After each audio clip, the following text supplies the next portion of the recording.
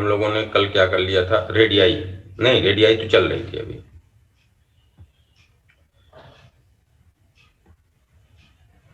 चलिए रेडियाई चल रही थी, रेडियाई को कंटिन्यू करते हैं।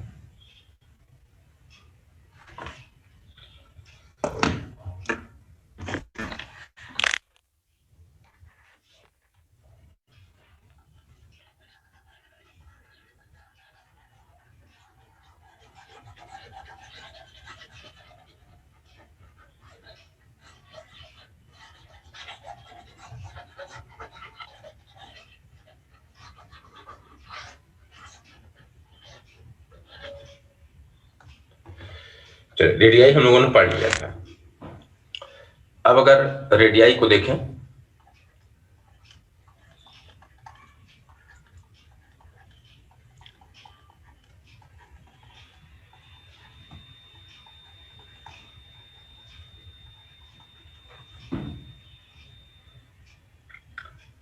इसके नीचे इनका इलेक्ट्रॉनिक कॉन्फ़िगरेशन,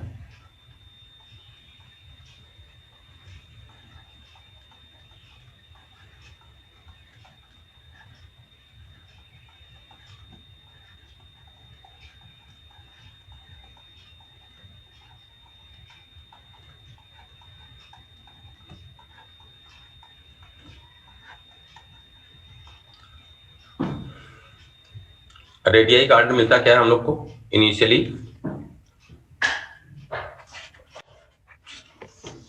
क्यों भाई? रेडियाई का आर्डर क्या मिलता है? होता है, फिर इंक्रीज। कहां से कहां तक?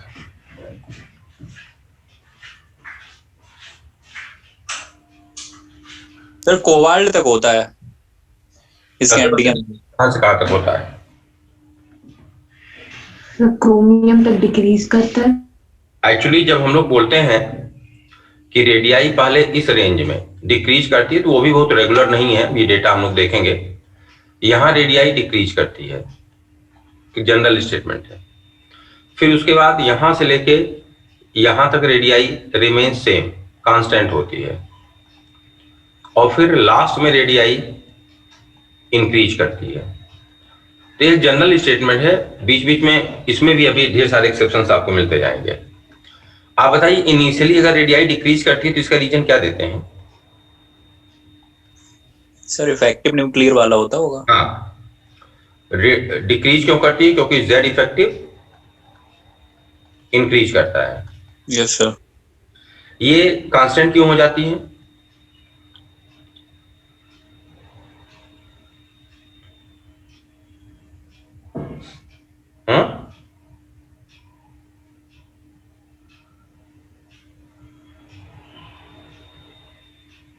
पता नहीं सर।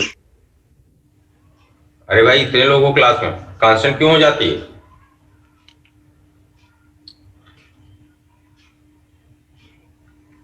किसी को आइडिया नहीं कांस्टेंट क्यों हो जाती है? No sir.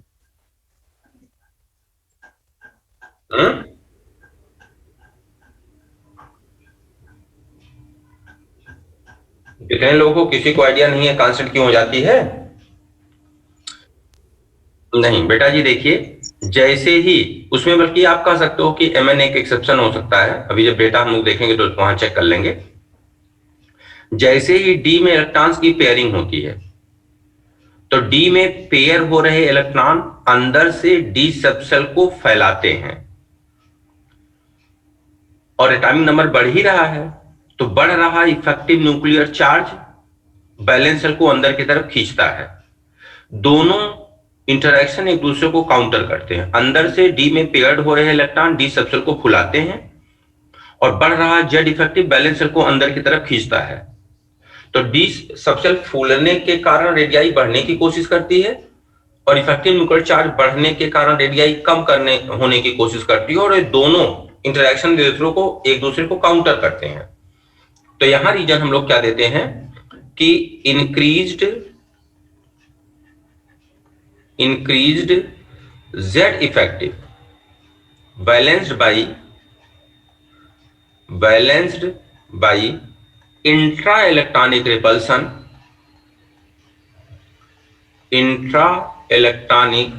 repulsion of paired d electrons, paired d electrons। यहां रेडियाई बढ़ने क्यों लगती है?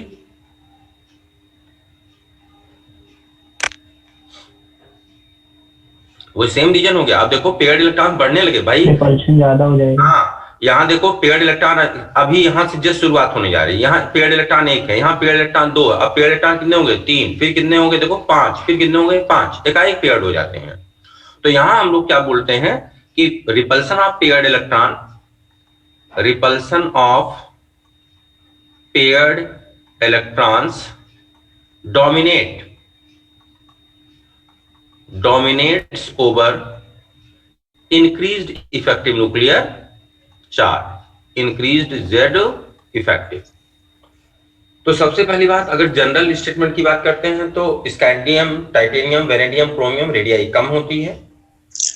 फिर Mn एक एक्सेप्शन छोड़ देते हैं, अभी देख लेंगे डेटा। आयरन, कोबाल्ट, निकेल की जब बात करते हैं तो रेडियाई निकेल तक है, करीब करीब सेम होती है।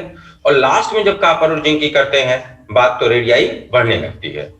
शुरू में रेडियाई कम होती है क्योंकि इफेक्टिव न्यूक्लियर चार्ज बढ़ता है। बीच में रेडियाई कांस्टेंट हो जाती है क्योंकि बढ़े हुए इफेक्टिव न्यूक्लियर चार्ज को inter-electronic repulsion of paired D electrons counter कर देते हैं। और लास्ट में रेडियाई बढ़ जाती है, क्यों? क्योंकि बढ़े हुए इफेक्टिव न्यूक्लियर चार्ज को पेयर्ड डी इलेक्ट्रॉन्स का रिपल्सन ओवरकम कर जाता है, सुपरसीड कर जाता है। ठीक, अब एक बार जरा ये चीज आइए डेटा से चेक कर लें। सर रिपल्सन की वजह से जेड इफेक्टिव कम हो जाता है। जेड इफेक्टिव अपनी जगह ही रहता है, लेकिन जेड इफेक्टिव जब रेडियाई को कम करता है तो अंदर वाला रिपल्सन रेडियाई को बढ़ाता है। तो जितना जेड इफेक्टिव के कारण रेडियाई कम होती है, रिपल्सन के कारण उतनी रेडियाई बढ़ जाती है। तो रिजल्ट क्या होता है? Remains almost same. आइए यहां रेडियाई चेक कीजिए पहले एलिमेंटल कंडीशन में, न्यूट्रल फॉर्म में। 164 और आगे आए 147 कम हुआ, और आगे आए 135 कम हुआ, और आगे आए 129 कम हुआ। मैंने क्या बोला कि Mn थोड़ी सी एक्सेप्शन क्रिएट करता है, चलो थोड़ी देर के लिए Mn को इग्नोर कर जाओ। तो बेटा जी अगर इन शुरू वालों को हम देखें, स्कैंडियम, टाइटेनियम, वेनेडियम, क्रोमियम, इनके रेडियाई का डेटा देखो। जब आप Mn को 20 से निकाल देंगे तो जरा देखिए आयरन पे भी रेडियाई क्या दिखा रहे हैं? कम हो गई। कोबाल्ट पे कम हो गई। कोबाल्ट निकल क्या होता है? करीब करीब से। तो देखो हम लोगों ने यहां क्या बोला? हम लोगों ने ये नहीं बोला कि रेडियाई बढ़ती है। कहां गया यार अपना ये? हम लोगों ने देखो Mn को अगर हम थोड़ी देर के लिए एक्सेप्शन छोड़ दें तो इनके लिए हम लोगों ने ये नहीं बोला कि रेडियाई बढ़ती है। हम लोगों ने क्या बोला? Radii remains almost same. ये तो बोला है, घटने बढ़ने की बात नहीं कर रहे, रिमेन्स ऑलमोस्ट सेम। यहां से डेटा चेक करो फिर से। क्रोमियम तक कंटिन्यूअसली रेडियाई कम हो रही है। मैग्नीज एक एक्सेप्शन क्रिएट कर रहा है। उसके बाद देखो मैग्नीज के बाद iron, cobalt, nickel radii remains almost same. देखो रेडियाई रिमेन्स ऑलमोस्ट सेम। और ये जो ऑलमोस्ट सेम भी रेडियाई होती है वो scandium, titanium, vanadium, chromium, manganese की तुलना में क्या होती है? कम। और लास्ट में रेडियाई इंक्रीजेज। लेकिन कितना भी ये रेडियाई इंक्रीज कर जा रही है तो भी स्कैंडियम और टाइटेनियम को सुपरसीड नहीं कर रही है। ठीक है, तो अब अपनी कॉपी पे ये पहले सही कीजिए इसको, इसी चीज को रीजन यही रहेगा। अपने कॉपी पे ये रेडियाई को डेटा के हिसाब से सही करते हैं। सबसे पहले यहां तक आते हैं तो यहां तक कहीं कोई दिक्कत नहीं है, रेडियाई डिक्रीजेज। फिर जब इन 3 की बात करते हैं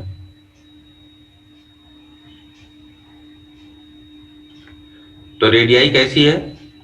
constant, constant but lesser than these. और अब जब लास्ट में जाते हैं तो यहां क्या बोलते हैं? Radii increases. ठीक, अब इसको पहले कहीं अपडेट करो फिर आगे बढ़ो। सर ऑर्डर भी तो पूछा जा सकता है।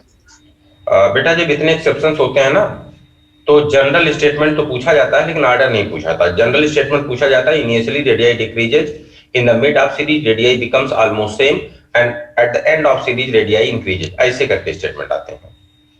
Okay sir. जब इतने ज्यादा एक्सेप्शंस होते हैं ना तो बच्चा हर का डेटा थोड़ी याद कर सकता है।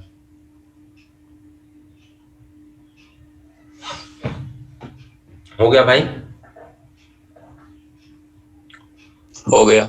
चलिए आगे, ये तो अलॉन्ग द पीरियड देख लिया। अब डाउन द ग्रुप की बात करेंगे हम लोग।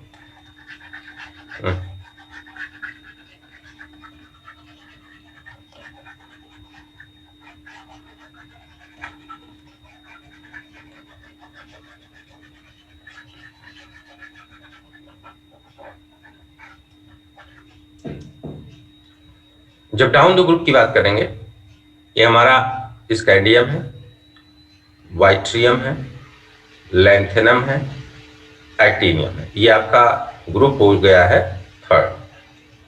अब अगर इसके बाद आते हैं फोर्थ ग्रुप की बात करें तो यहां से हम लोग स्टार्ट कर रहे हैं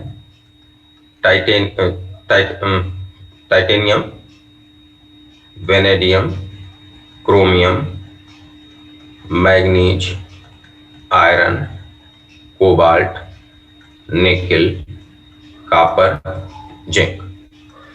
सिमिलरली वाइट्रियम के बाद zirconium, niobium, molybdenum, technetium, ruthenium, rhodium, palladium, argentum, cadmium, hafnium, tantalum, wolfram या टंगस्टन,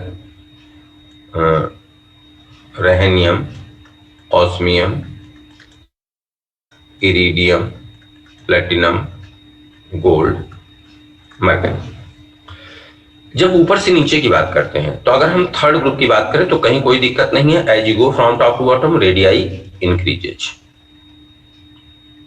लेकिन जैसे ही हम फोर्थ ग्रुप में आ जाते हैं तो यहां तो दिक्कत नहीं है। टाइटेनियम से जब हम जर्कोनियम पे जाते हैं तो रेडियाई इंक्रीजेज, ये तो रेडियाई बढ़ती है।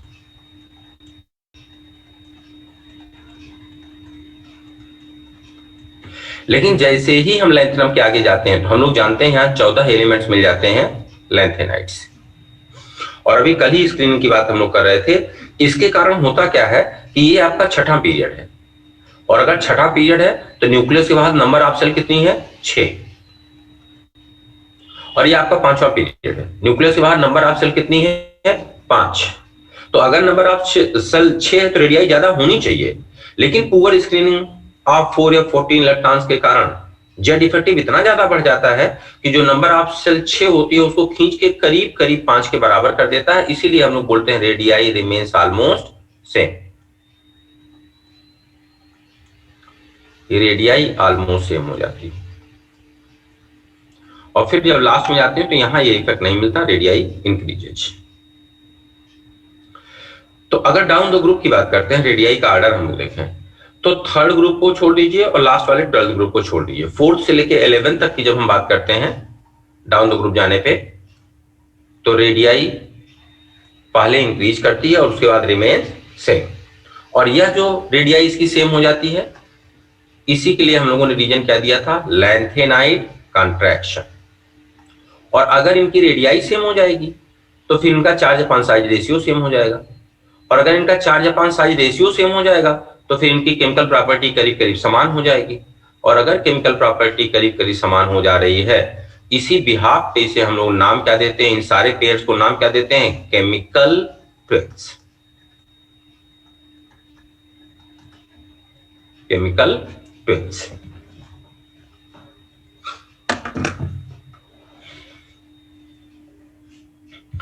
अब एनसीईआरटी ने अपने डेटा में इनके अलावा मतलब स्कैंडियम वगैरह के अलावा किसी का दिया नहीं है कि हम एनसीईआरटी के डेटा से इसको मैच करवा सकते हैं। तो फिर मजबूरी में ऐसा चीज को हम दिमाग में रख लेते हैं ऐसे ही। अब यहां से क्वेश्चन जो आपको कॉमन मिलता है वो मिलता है नियरली इक्वल रेडियाई। अनसॉल्व्ड आपने भी देखा होगा, जर्कोनियम हैफनियम कई बार पूछा जा चुका है। इसके अलावा भी नियरली इक्वल रेडियाई का एक एग्जाम्पल आप देखते हो। क्वेश्चन जो यहां से आता है नियरली इक्वल रेडियाई का, तो एक तो एग्जाम्पल ऊपर वाले हैं ही हैं। इसके अलावा सिर्फ एक एग्जाम्पल आपको मिलता है, कौन सा? एल्यूमिनियम और गैलियम का, हम लोग बोलते हैं एल्यूमिनियम थोड़ा सा बराबर है या करीब करीब सेम। अब जिनकी रेडियाई सिमिलर है, अगर ये डेटा आप एनसीईआरटी से चेक करेंगे तो आप देखेंगे जो क्वेश्चन आपके यहाँ कई बार पूछा गया है, जर्कोनियम हैफनियम, उनकी रेडियाई एग्जैक्टली सेम नहीं है।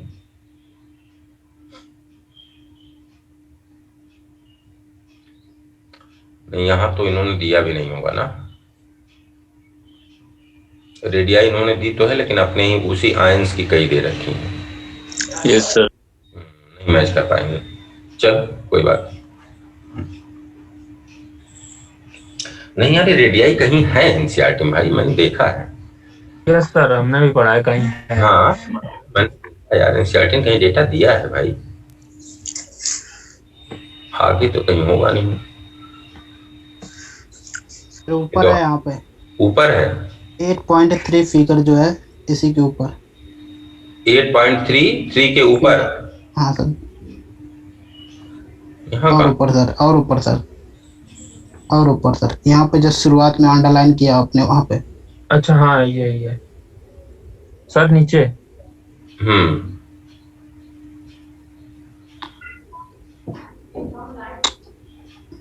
अब दूसरी नहीं जगह ये है। नहीं बेटा, डेटा की बात कर रहे हैं। हाँ सर, डेटा है वो लिखवा कल था ना, जर्कोनियम का 160 पिकोमीटर था और होफनियम का 159 था। अभी सर आपने दूसरे पे आ गया, दूसरे पेज। थोड़ा सा नीचे करके सर, वो जो डायग्राम था।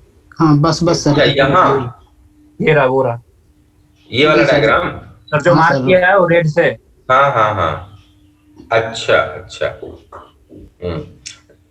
ऊपर जो जर्कोनियम हैफनियम, नहीं इसके अलावा मैंने देखा था इन सब का डेटा, और बल्कि जर्कोनियम हैफनियम की रेडियाई उतना समान नहीं होती है। जब हम लोग आगे बढ़ते हैं तो न्यूबियम टेंटलम की एग्जैक्टली समान हो जाती है। ये डेटा मैंने कहीं एनसीईआरटी में देखा है यार। चलो अभी आगे होगा तो कहीं मिलेगा ही। खैर, तो इसको पहले इतना अपडेट कीजिए आप। सर इसके नीचे बढ़ जाती है, मतलब एफडीएम के नीचे जाते हैं किसके नीचे? सर, एफडीएम के नीचे बढ़ जाती है जाने पर। अब हैफनियम के नीचे बिल्कुल बढ़ जाएगी रेडियाई। क्यों बढ़ जाएगी? क्योंकि जो पुअर स्क्रीनिंग, जब कोई इफेक्ट पहली बार आता है तो डोमिनेटिंग होता है। यहां पहली बार पुअर स्क्रीनिंग आप 4F14 आ गया तो अब एकाएक आया है तो इसलिए इसका इफेक्ट आपको दिखा। लेकिन जब आप यहां आ जाएंगे, यहां 14 इलेक्ट्रॉन्स आ जाएंगे तो चूंकि ये सेम घटा रिपीट हो गई तो अब वो इतना डोमिनेटिंग इफेक्ट नहीं होता है। यानी जब हैफनियम के नीचे जाएंगे तो जो कुछ भी होगा उसकी रेडियाई क्या हो जाएगी? हैफनियम से ज्यादा।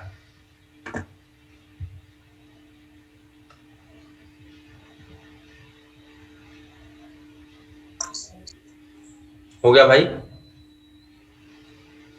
Yes sir. चलिए अब आगे आ जाते हैं। अगला क्या दिया है इन्होंने? Ionisation enthalpy. ये तो बहुत पकाऊ है। पहले देखो एक ट्रिक थी आयनाइजेशन एनर्जी को, उसे देख लो, उसकी प्रैक्टिस कर लो, कहाँ गलती हो सकती है ये देख लो, और फिर आके इनको पढ़ते हैं, पक जाएंगे। आयनाइजेशन एनर्जी के रीजन तलाश लेंगे अभी। चलो आयनाइजेशन एनर्जी।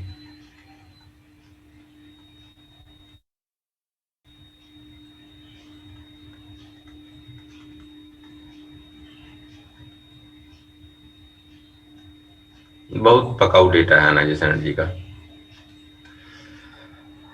अगर हम पीरियड में लेफ्ट टू राइट मूव करेंगे, अगर हम किसी पीरियड में लेफ्ट टू राइट मूव करते हैं तो कोई फर्क नहीं पड़ता कि एस ब्लॉक है कि पी ब्लॉक है कि डी ब्लॉक है। सबके लिए, चाहे एस ब्लॉक हो, चाहे पी ब्लॉक हो, चाहे डी ब्लॉक हो, इन सबके लिए हम लोग बोलते हैं आयनाइजेशन एनर्जी इंक्रीजेज। और इसका दो ही रीजन देते हैं कि जब लेफ्ट टू राइट जाते हैं तो साइज कम होती है, और जब लेफ्ट राइट जाते हैं तो जेड इफेक्टिव बढ़ता है। तो अगर हम एक जनरल स्टेटमेंट की बात करें तो चाहे एस ब्लॉक हो, पी ब्लॉक हो, डी ब्लॉक हो, अगर हम लेफ्ट टू राइट मूव कर रहे हैं पीरियड में तो आयनाइजेशन एनर्जी बढ़ती है। और क्यों बढ़ती है? क्योंकि साइज कम होता है और जेड इफेक्टिव बढ़ता है। Yes sir. डी ब्लॉक में जब हम आते हैं, लेफ्ट राइट मूव करते हैं, तो रीजन यही है, लेकिन यहाँ एक्सेप्शंस क्यों मिलते हैं? यहाँ एक्सेप्शंस के दो रीजन आ जाते हैं। एक तो एक्सेप्शन का रीजन आ जाता है यहाँ जब डी ब्लॉक की आप बात करते हो। एक एक्सेप्शन का रीजन आ जाता है स्टेबिलिटी ऑफ सबसेल। ये पी ब्लॉक में भी आपको मिला था जब 2356 हाफ फील्ड फुल फील्ड की बात किया था। और दूसरा रीजन क्या आता है कि यहाँ रेडियाई रेगुलर नहीं होती है, रेडियाई इररेगुलर होती है। और Yes. रेडियाई इररेगुलर है तो फिर इसका भी फर्क पड़ेगा आयनाइजेशन एनर्जी पे। इन सबको दिमाग में रख के अभी फिलहाल हम सीधे आंसर्स देने की कोशिश कर रहे हैं कि हमारा कोई क्वेश्चन हो तो हम उसका आंसर दे ले जाए, और उस आंसर में कहाँ हमसे गलती हो सकती है उसको हम फोकस कर लें। तो अभी इसकी बात कर रहे हैं, फिर इनको पढ़ के देखते हैं कि क्या हम लोग कर सकते हैं। तो बेटा जी इसे सॉल्व करने के लिए हम लोगों ने एक सुपर डुपर ट्रिक पढ़ी है, आंसर हमारे सारे आ जाते हैं उससे। और वो ट्रिक क्या पढ़ी है कि अगर हम पहले को डिटेल एक्सप्लेन कर देते हैं, बाकी सब उसी ट्रैक पे हो जाएगा। अगर हमसे पूछा गया first ionisation energy D block, तो हम लोग बोलते हैं increases along the series, increases along the series with the exception of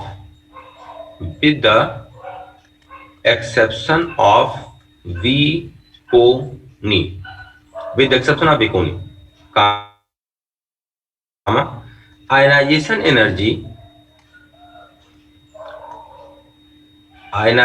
energy of these elements will be smaller to previous one। अच्छा भाई एक मिनट बेटा, बस एक मिनट जरा, बस इसको आप नोट करो, बस 1 मिनट के आ गए भाई।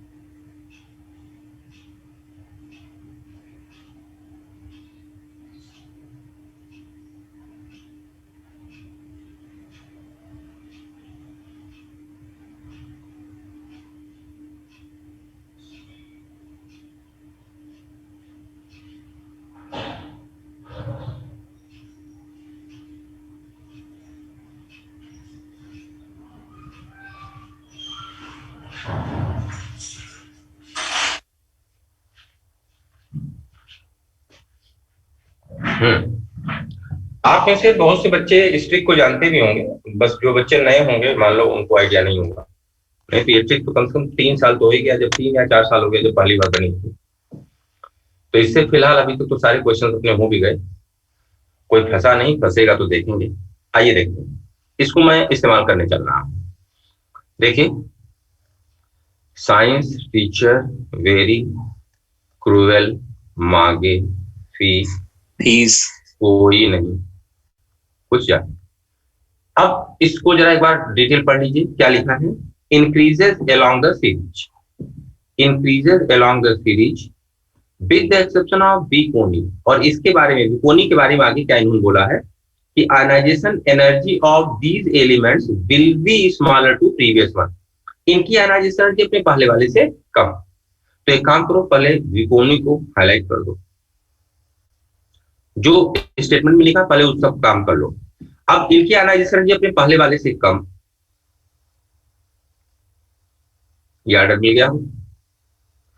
अब जरा एक बात बताओ, ये तो हमने एक्सेप्शन को हाईलाइट कर लिया, अब एक्सेप्शन के ऊपर वाली लाइन क्या लिखी थी, देखो, इंक्रीजेस अलोंग द सीरीज, यानी अगर हम एक्सेप्शन को छोड़ दें तो अब जो कुछ भी बचा है उनकी ionisation energy left to right जाने पे क्या करेगी, बढ़ेगी। तो इसका मतलब अगर हम वेरेडियम से आगे जाएंगे तो आयनाइजेशन एनर्जी क्या करेगी, बढ़ेगी। हम निकल से आगे जाएंगे तो आयनाइजेशन एनर्जी क्या करेगी, बढ़ेगी। हम कॉपर से आगे जाएंगे तो आयनाइजेशन एनर्जी क्या करेगी, बढ़ेगी। क्रोमियम से आगे जाएंगे, बढ़ेगी ना, यहाँ क्या करेगी, बढ़ेगी, यहाँ क्या करेगी, बढ़ेगी। केवल एक्सेप्शन को हाईलाइट करना था। अब जहां एक्सेप्शन आपको मिला है, जरा उस एक्सेप्शन के अड़ोस पड़ोस में झांक करके देखो जरा, वेरेडियम से टाइटेनियम भी ज्यादा है और वेरेडियम से क्रोमियम भी ज्यादा है। सिमिलरली अगर यहाँ इतने की बात करें, जहां एक्सेप्शन मिलता है सिर्फ उसकी अभी बात कर रहे हैं, तो निकल से कोबाल्ट भी ज्यादा है और निकल से कॉपर भी ज्यादा है। अगर टाइटेनियम और क्रोमियम को हम चेक करें तो एटॉमिक नंबर में 2-2 का 3-3 का अंतर आ जाएगा। लगता यह है कि क्रोमियम को टाइटेनियम से ज्यादा होना चाहिए, लेकिन सच्चाई ये है कि अगर इस टाइटेनियम और क्रोमियम को चेक करोगे जो दोनों वेरियम से ज्यादा हैं, तो टाइटेनियम हो जाता है सबसे ज्यादा, उसके बाद आता है क्रोमियम और उसके बाद आता है वेनेडियम। सिमिलरली जब यहाँ चेक करोगे तो सबसे ज्यादा हो जाता है कोबाल्ट, यानी जो सबसे पहले वाला है वही सबसे ज्यादा हो जाता है, उसके बाद आ जाता है कॉपर और उसके बाद आ जाता है निकेल। और अगर आयरन को देखें तो आयरन कोबाल्ट से भी ज्यादा है। तो ये ऑर्डर मिलेगा। पहले इसको नोट कर लो, फिर एनसीईआरटी से डेटा भी मैच करवाएंगे। जो नए बच्चे हैं वो नोट करें, पुराने जो बच्चे होंगे वो तो हम लोग बहुत इस पे कर चुके हैं, उन्होंने ढेर सारे क्वेश्चन इस पे कर डाले होंगे। जो नए बच्चे वो नोट कर लें।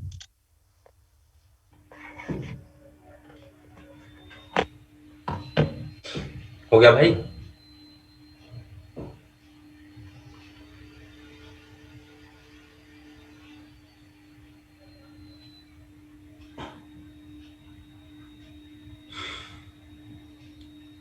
बच्चा हो गया?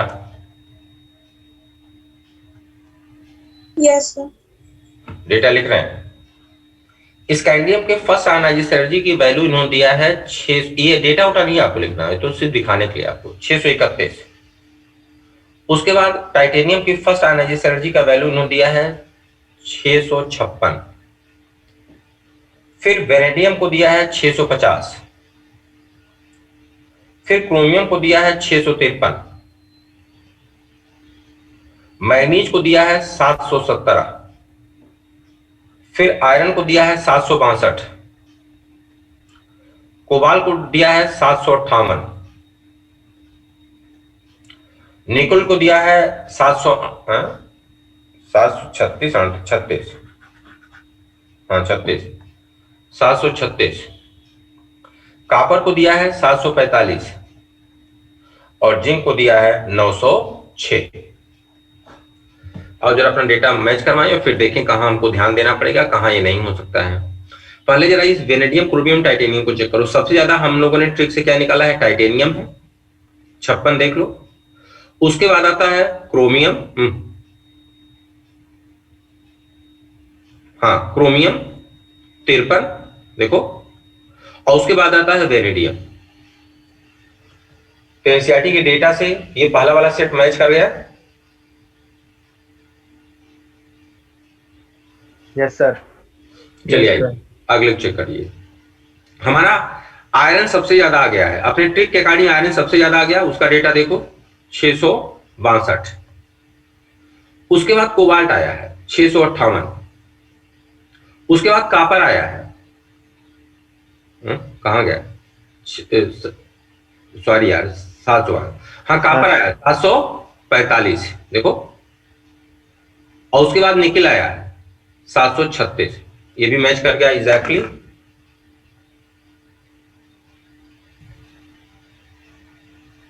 Yes sir. तो अब हमको फर्स्ट आयनाइजिंग एनर्जी के लिए अभी एक्सेप्शन मिलेगा। ये ट्रिक एक जगह फेल होती है और हम हर साल जब क्लास में बताते हैं तो हम अपनी तरफ से ये नहीं बताते कहां फेल होती है, क्योंकि पहली बार इस तरह से एनसीईआरटी पढ़ा भी रहे हैं और पढ़ भी रहे हैं आपके साथ। अदरवाइज क्लास में तो बोल देते हैं कि बेटा एक जगह ट्रिक फेल होती है, कोई तलाश के लिए आना कहां फेल होती है। क्वेश्चन कोई गलत नहीं होगा, किसी एग्जाम का आया हो, लेकिन ट्रिक एक जगह फेल हो जाती है थोड़ी सी। तो वो अब चूंकि एनसीईआरटी पढ़ी रहे हो, डेटा बेस पढ़ रहे हो, तो अभी डिस्कस कर लेंगे उसको जहां फेल होती है। तो अब देखो फर्स्ट आयनाइजिंग एनर्जी में क्या याद रखना है कि भाई लेफ्ट टू राइट जाने पर फर्स्ट आयनाइजिंग एनर्जी बढ़ती है विद द एक्सेप्शन ऑफ विकोनी। विकोनी की आयनाइजिंग एनर्जी अपने पहले वालों से कम होती है। और अब जब एक्सेप्शन बीच में आपने सर्किल कर लिया तो उसके अड़ोस पड़ोस वाले आइटम्स को अगर चेक करना होगा तो जो पहले वाला आइटम है उसकी सबसे ज्यादा, और जो एक्सेप्शन के बाद वाला आइटम है वो कहां आ जाता है? बीच में। और एक्सेप्शन तो मान लो सबसे कम होता ही होता है। उस जो ट्रायड बनेगा अगर उसकी बात करते हैं तो उस ट्रायड में जो पहला एलिमेंट होता है एक्सेप्शन का, उस एक्सेप्शन के पहले वाला वो सबसे ज्यादा होता है और एक्सेप्शन सबसे कम। ये सेकंड हो गया। चलिए थर्ड को ट्राई करें। तो सॉरी फर्स्ट हो गई। सेकंड आयनाइजेशन एनर्जी की जब बात करेंगे हम लोग, सेकंड आयनाइजेशन एनर्जी, तो अभी हमने आपसे क्या बोला था? लेफ्ट टू राइट जाओगे कोई फर्क नहीं पड़ता, एस ब्लॉक है, पी ब्लॉक है, डी ब्लॉक है, कोई फर्क नहीं पड़ता। फर्स्ट एनर्जी सेकंड या थर्ड है, हमेशा बढ़ती ही बढ़ती है। तो जब सेकंड आयनाइजेशन एनर्जी की बात करेंगे तो यहां भी क्या बोलेंगे? Also increases. बस अंतर होगा विद द एक्सेप्शन ऑफ, किसी को याद है? मंजन यस, एक्सेप्शन ऑफ मन जन। और अब मंजन के लिए वही कहानी होगी जो ऊपर आप लिख चुके हो कि इनकी आयनाइजेशन एनर्जी अपने पहले वाले से कम। सेम रीजन है, मतलब सेम वो है एक्सप्लेनेशन ऊपर की तरह। चलिए फिर से चेक कर लेते हैं सेकंड को।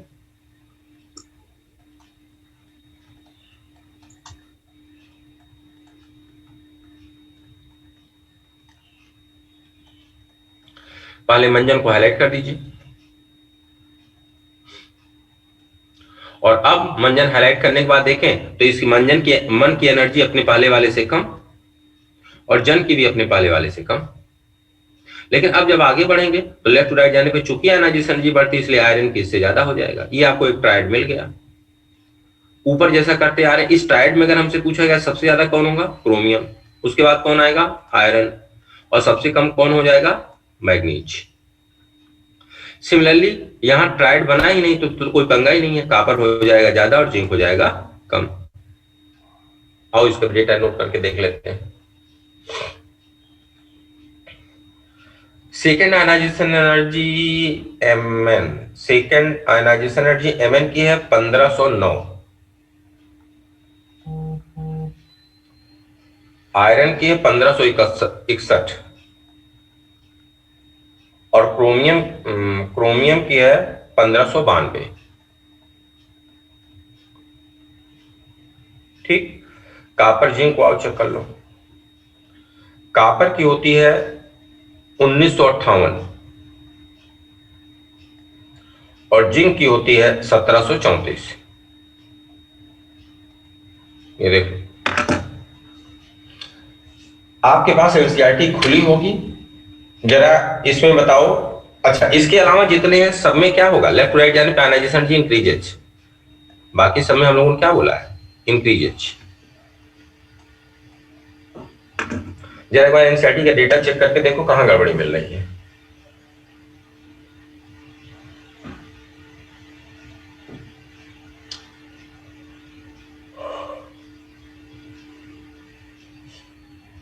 सारे डेटा चेक कर डालो एक बार ना, लिखे क्या हम सब।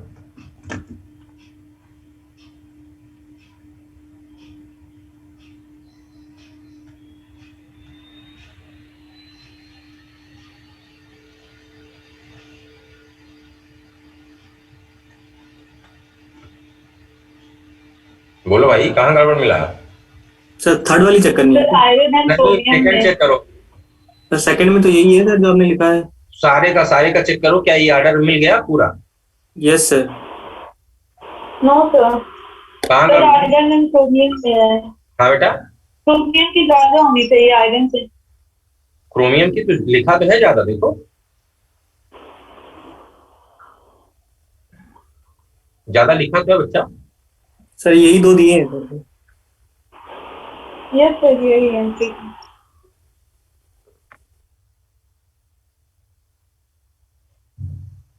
आइए थर्ड एनर्जी,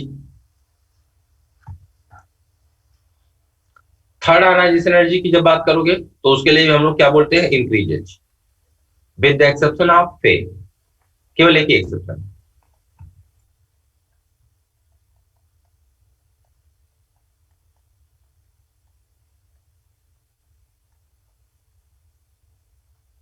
आयरन, ये आर्डर। अब अगर इनको चेक करेंगे तो सबसे ज्यादा कौन हो गया, Mn, उसके बाद कौन आ जाएगा, कोबाल्ट, सबसे कम कौन आ जाएगा, आयरन।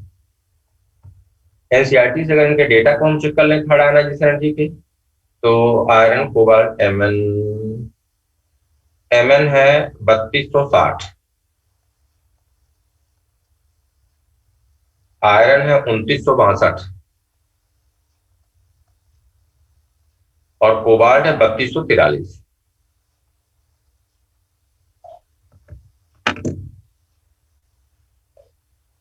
बाकी लेफ्ट राइट जाने पे आयनाइजेशन की इंक्रीज।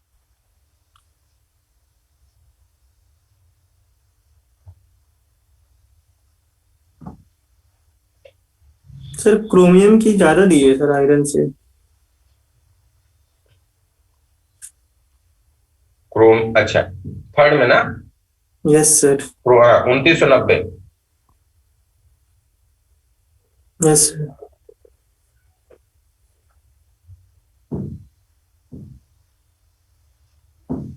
और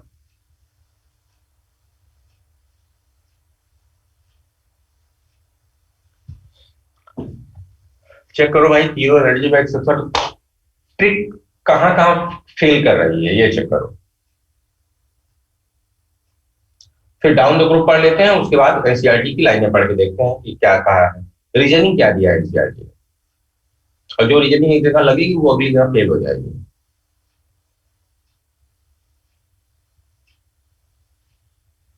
सर थर्ड में यही है सर, क्रोमियम वाला एक बस। ही एक्सेप्शन मिला थर्ड में। अच्छा, एक ही दिख रहा है इसमें।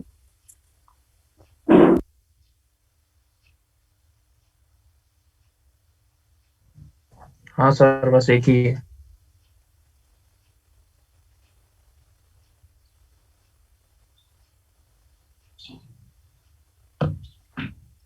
चलो भाई, अब अगर इस क्रोमियम के एक्सेप्शन के साथ हम सेट करें तो क्रोमियम कहां जा रहा है, डेटा चेक करके बताओ।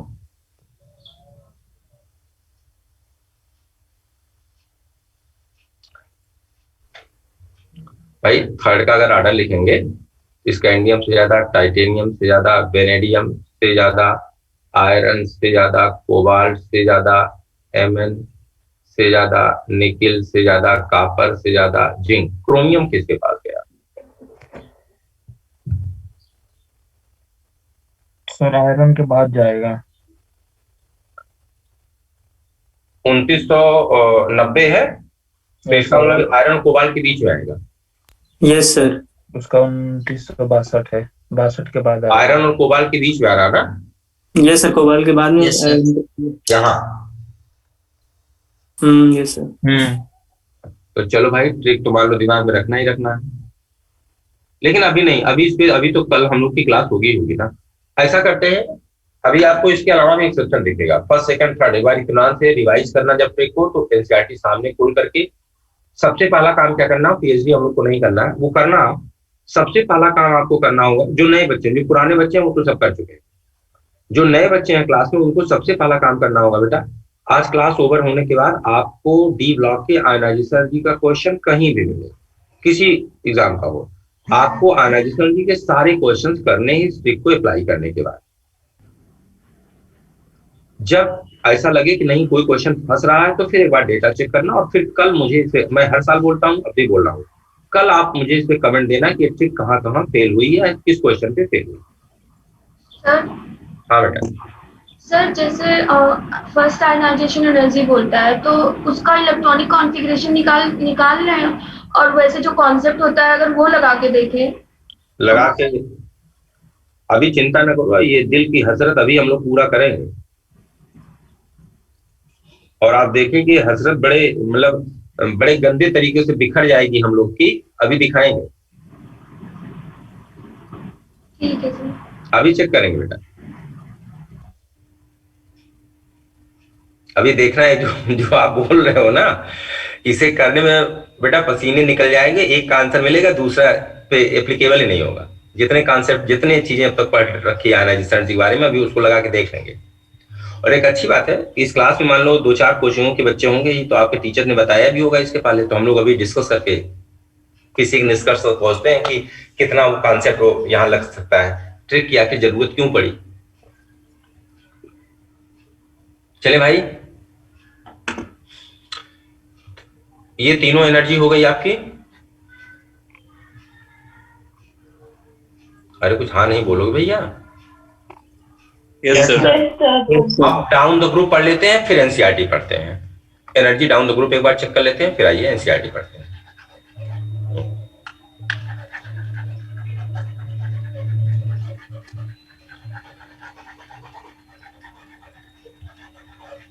अभी एक एक्सेप्शन मिला है तो कोई बात नहीं, एक्सेप्शन कल तक और क्लास लेना, फिर कल एक ही साथ हम लोग जो एक्सेप्शन मिल जाएगा उसे मेंशन कर लेंगे।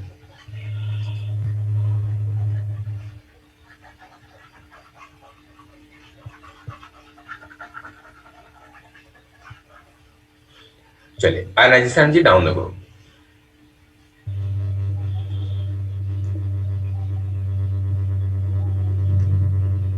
अभी हम डाउन द ग्रुप की जो बात करेंगे वो जनरल बात करेंगे।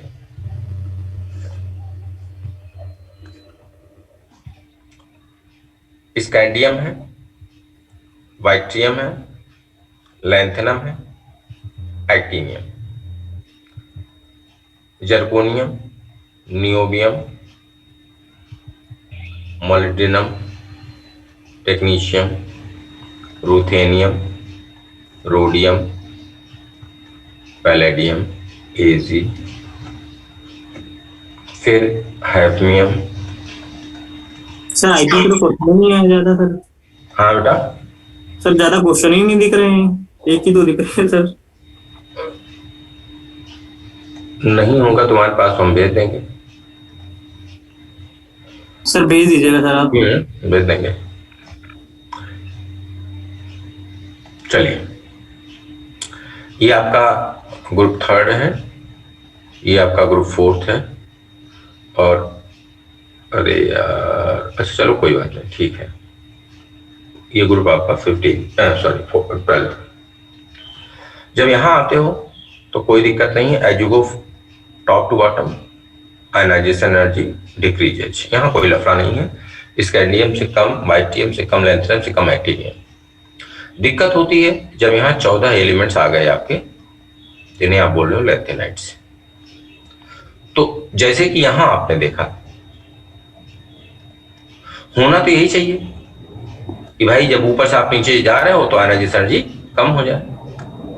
लेकिन बेटा यहां जब जर्कोनियम से हैफनियम पे जाते हो तो आयनाइजेशन एनर्जी कम नहीं होती बल्कि बढ़ जाती है। बढ़ जाती है।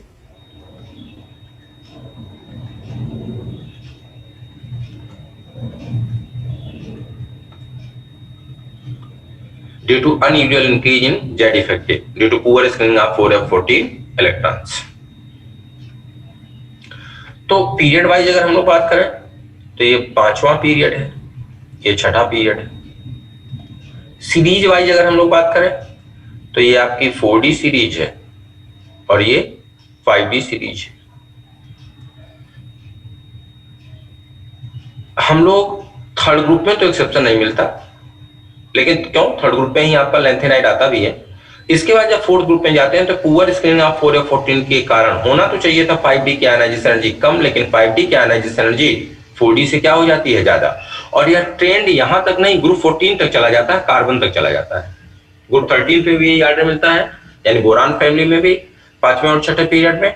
और जब आप कार्बन फैमिली जाते हो तब भी आप देखते हो कि लेड की आयनाइजेशन एनर्जी ज्यादा हो जाती है और टिन की आयनाइजेशन एनर्जी क्या हो जाती है, कम।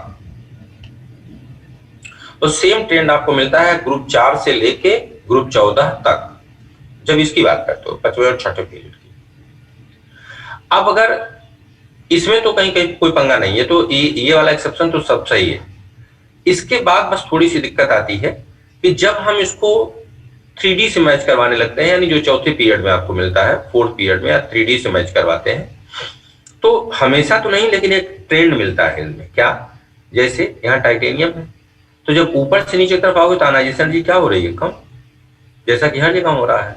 यहां आ गए तो आयनाइजेशन एनर्जी बढ़ गई। अब अगर इन तीनों का एक सेट बना लें और अब हमसे पूछा जाए आयनाइजेशन एनर्जी का ऑर्डर क्या होना चाहिए इन तीनों सेट में, टाइटेनियम, जर्कोनियम और हैफनियम, तो जनरली होता क्या है बेटा, सबसे ज्यादा हो जाता है 5D की एनर्जी, उसके बाद आती है 3D की एनर्जी और सबसे कम हो जाती है 4D की एनर्जी। लेकिन यह बिल्कुल यूनिफॉर्म नहीं है, इसमें थोड़ा सा चेंजेस आपको डिफरेंशियल मिलेगा। हाँ बचा लूंगा बस एक मिनट। हाँ कल बुधवार है, बृहस्पतिवार है ना, अंकित का आज खत्म हो गया होगा।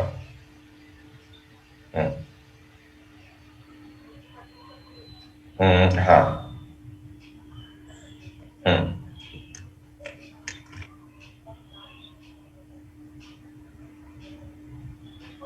अब अंकित और अंकित दोनों लोग आ जाएंगे।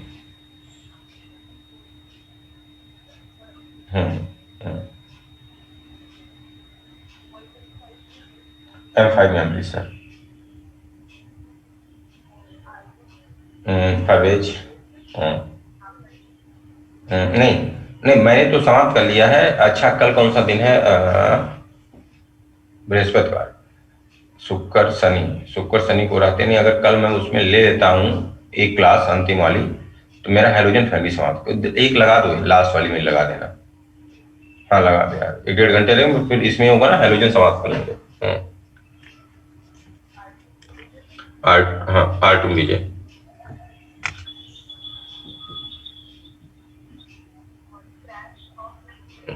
अंकित सर।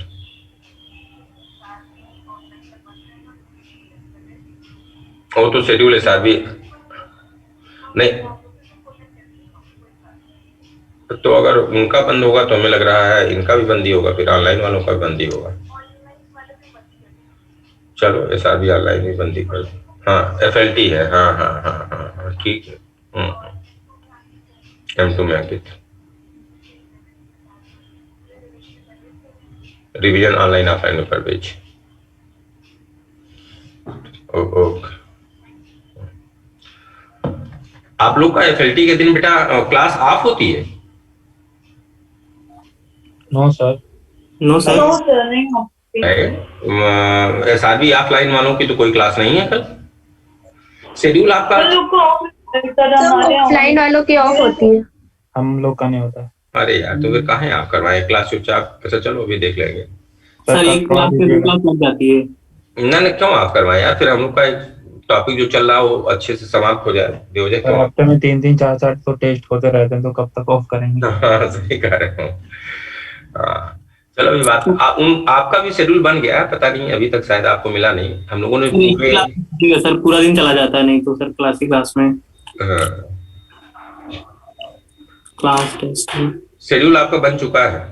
ऑफलाइन को तो मिल चुका है प्रिंटेड शेड्यूल, आपके यहाँ शायद PDF अभी आप लोग को मिला नहीं होगा, हो सकता है बना तो हम लोगों ने दिया ही था कि कोर्स कब तक समाप्त करना, फिर रिवीजन कैसे करना। तो अभी कैसे कोर्स खत्म करना है कब तक ये देखा था, फिर रिवीजन उसके बाद।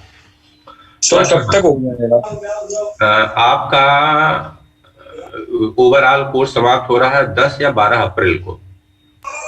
बहुत जल्दी, बहुत जल्दी 15 दिन में। हाँ तो उसके बाद फिर 3 दिन आपकी क्लास है, और उस 3 दिन के लिए भी हम लोगों ने शुरुआत में बनाया है क्लास एंड डिस्कशन का। मतलब पहले जैसे केमिस्ट्री की बात करेंगे तो 11th पार्ट फर्स्ट उससे क्वेश्चंस होंगे, फिर 11th पार्ट सेकंड, फिर 12th पार्ट फर्स्ट, फिर 12th पार्ट सेकंड, फिर ये 4 होने के बाद फिर 11th की पूरी केमिस्ट्री, फिर 12th की पूरी केमिस्ट्री, फिर इसके बाद दोनों मिलाकर के मॉडल। सर अल्टरनेट में क्लास होगी क्या सर? हम्म। फिर 3 दिन हो जाएगी। सर आपकी क्लास के बाद ऑर्गेनिक लगेगी ना?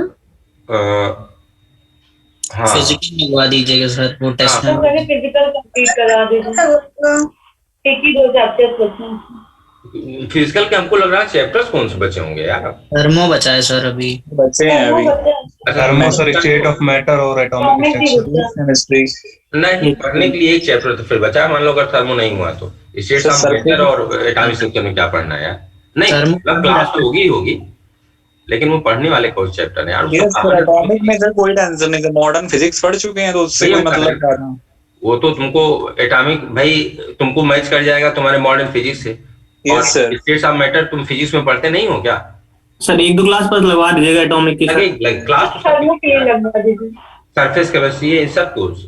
सर थर्मोडायनेमिक्स का जो पार्ट सेकंड है केमिस्ट्री का, वो अगर हो जाए तो ठीक है। ना वो तो होगा ही होगा यार, होगा तो हर चैप्टर। मेरे कहने का मतलब है जो दमदार चैप्टर बचा है वो सिर्फ थर्मो बचा है। Yes sir. State of matter में भी सर कोई खास नहीं है यार, फिजिक्स में पढ़ते ही पढ़ते यहाँ बदल क्या जाएगा? कौन सा चार्ल्स वगैरह वो सब पढ़ चुके हैं। चलिए, तो ये बेटा हमने आपसे जो बोला ये आपका जनरली ऐसा होता है, ये हमेशा नहीं होता, इसमें एक्सेप्शंस मिलते हैं। और इससे रिलेटेड कोई क्वेश्चन अब तक आया नहीं आपके यहाँ। मॉड्यूल अगर छोड़ दिया जाए जो कोचिंगों के होते हैं, एग्जाम में इससे रिलेटेड क्वेश्चन नहीं आया आपके। तो हाँ, इसमें बस ध्यान कौन सा रखना होगा कि ये वाले जो जहां हम लोग ये बोल रहे हैं ना कि आयनाइजेशन जी बढ़ जाती है, और इससे रिलेटेड जो क्वेश्चन कभी आपके यहाँ ही आए हैं तो सिर्फ और सिर्फ आए हैं ग्रुप 13 और ग्रुप 14 यानी बोरान और कार्बन फैमिली। डी ब्लॉक पे नहीं आए। हाँ, डी ब्लॉक में अलग पीरियड वाले जरूर आए हैं, डाउन द ग्रुप वाले क्वेश्चन जो यहाँ हम लोगों ने डिस्कस किए वो नहीं आए। तो ये डाउन द ग्रुप का जब डिस्कशन की आप बात कर रहे हो तो यहाँ चाहो एक छोटी सी समरी बना लो बस दिमाग में रखने के लिए। क्या? From group 4th 2 14th ionization energy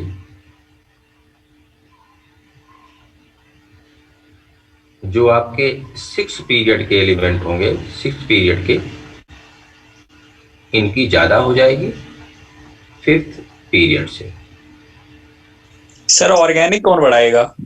Amrish sir. Sir Parvez sir कौन है? हाँ सर, परवेज सर की लगवा देंगे। अब 2 चैप्टर बचा, उसके लिए नाटक सही है, चलाओ। जो पढ़ा रहे हैं वो भी तो सिखा 3 रहे हैं। चैप्टर के लिए प्रवेश सर। जब रिवीजन होगा बेटा तो सारे लोग फिर आएंगे, लेकिन आप जब पढ़ रहे हो आप किसी से ना, तो 2 चैप्टर के लिए कोई मतलब नहीं टीचर चेंज करने का यार। यस सर, सही रहेगा। सही है। 2 चैप्टर पढ़ लो, उसके बाद जब हम लोग रिवीजन करेंगे तब तो फिर तो सारे लोग आएंगे ना। जैसे पहला ही रिवीजन शायद परवेज या किसका लगा होगा, फिर उसके बाद सर। मेरा। हाँ सर ऑर्गेनिक में बोल दीजिए कि रिवीजन टाइप पढ़ाए, जैसे पहले सर ऑक्सीडेशन वो बोल रहे थे सर खत्म करा देंगे, फिर उसके बाद रिडक्शन, तो मतलब रिवीजन टाइप, कोई जरूरी नहीं चैप्टर कराएं। अब 3 चैप्टर बचा है, जो जैसे अब तक पढ़ लिए उसको ऐसे चलने दो। जितना कुछ करना होगा 10-12 अप्रैल के बाद आपका एग्जाम, बहुत दिन है भैया, तब तक ये सारी पीएचडी कर लेंगे उलट पलट के। जैसे बॉयल आलू फ्राई करते हो वैसे फ्राई हो जाओगे, चिंता न करो। Yes sir. इतना रिवीजन हो जाएगा ना कि बिल्कुल पक जाओगे। न्यूलाइट और कुछ भयंकर एक चीज तो बहुत भयंकर करती है, टेस्ट और बाद में रिवीजन। रिवीजन है सर, न्यूलाइट से बेहतर फिलहाल कानपुर तो कोई नहीं करता है। ये तो है। पढ़ाने में हो सकता है दौड़ा उड़ा के ये करके वो करके अपना, ठीक है, लेकिन जब रिवीजन होगा, अच्छा उसका एडवांटेज भी अगर मिलता है तो आप ही के बैच को मिलता है, क्योंकि रेगुलर बैच अगर अच्छे से पढ़ नहीं लिया है तो उसके लिए रिवीजन का कोई मतलब ही नहीं होता। लेकिन आपका बैच जो होता है वो ऑलरेडी चीजें होती हैं दिमाग में, तो इसलिए अगर उसको थोड़ा बहुत भी पढ़ाया गया तो उसके बाद रिवीजन में सारी चीजें सॉर्ट आउट हो जाए। तो ये हम लोगों ने बोला कि अगर हम एक स्टेटमेंट मतलब ऊपर से नीचे के लिए एक समरी बना लेते हैं, अदरवाइज वो बहुत ज्यादा हार्ड एंड फास्ट नहीं है, वो बीच बीच में कई जगह आपको एक्सेप्शन क्रिएट करेगा, और शायद यही कारण है कि ऐसा कोई क्वेश्चन पूछा ही नहीं गया। तो बस यह वाला पॉइंट आपको दिमाग में रख लेना कि अगर हम डाउन द ग्रुप की बात करेंगे तो हमको ये आर्डर पक्का मिलता ही मिलता है, और ये पूछा भी जा सकता है आपसे। इसके अलावा जो ये वाला आर्डर हम लोगों ने लिखा है 3D 5D वाला, ये आप जनरल स्टेटमेंट में ऐसा बोल तो देते हो, लेकिन ये बिल्कुल वैलिड नहीं होगा। इसमें कई आपको एक्सेप्शंस मिलेंगे, ढेर सारे एक्सेप्शन मिलेंगे। हाँ, जनरल स्टेटमेंट में आप इसे बोल सकते हो कि हाँ ऐसा होता है। अब आइए एनसीईआरटी पढ़ना शुरू करते हैं और देखते हैं रीजनिंग। चलो भाई पहले, अच्छा ये इसको हटा सकते हैं हम ना? Yes sir. यस। हाँ भाई, अभी एक बच्चे ने बोला था कि सर जो हम लोगों ने कॉन्सेप्ट पढ़ा है उसको लगाएं तो क्या होगा। तो चलो ये डेटा इधर रख लेते हैं और यहाँ कॉन्सेप्ट लगा के देख लेते हैं। चलो भाई, अभी एक बच्ची ने बोला था, सबसे पहले आ जाते हैं क्रूएल मांगे। हमसे पूछा गया इनके फसानाइजेशन जी कार्ड बताओ। तो हम जानते हैं विकोनी होता है, ये हो गया। अब अगर इनको हम सेट करें तो पहले इन 3 को सेट कर दो, तो इसका मतलब सबसे ज्यादा हमारे पास क्या मिल चुका है, Mn। इसके बाद कौन आ गया है, टाइटेनियम। इसके बाद कौन आ गया है, क्रोमियम। इसके बाद कौन आ गया है, वेनेडियम। सबसे कम कौन हो गया, स्कैंडियम। चलो भाई कन्फिगरेशन लिख लो। जो बच्चा अभी आप बोल रहे थे क्लास में से कोई बोल रहा था, चलो जरा इस पे जो हम लोग जानते हैं उसको लगा के देखा जाए कितना सही कर पाते हैं। D1S2, वेनेडियम पे जाओगे तो D3S2, क्रोमियम पे जाओगे D5S1, टाइटेनियम पे जाओगे D2S2 और Mn पे जाओगे D5S2। चलो बच्चा बताओ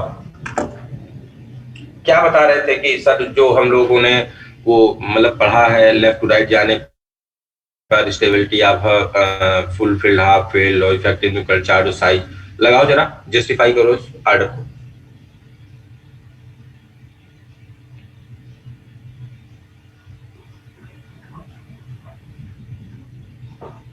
कहाँ चले गए भाई बच्चा? Yes sir. अभी एक बच्ची बोल रही थी ना हम लोगों को। Yes sir. सर बोलो बताओ। नहीं हो रहा है, सारा नहीं हो रहा है, लेकिन कुछ कुछ हो रहा है। जैसे कि लेफ्ट टू राइट जाते हैं तो साइज कम होता है, चलो लेफ्ट राइट जाएंगे, साइज कम होता है तो आईपी बढ़ती है। बढ़ती है। तो सर यहाँ पे जो है मैंगनीज है उसका हाँ। फुलफिल्ड है। सर नहीं हो पाएगा, पूरा नहीं हो पाएगा।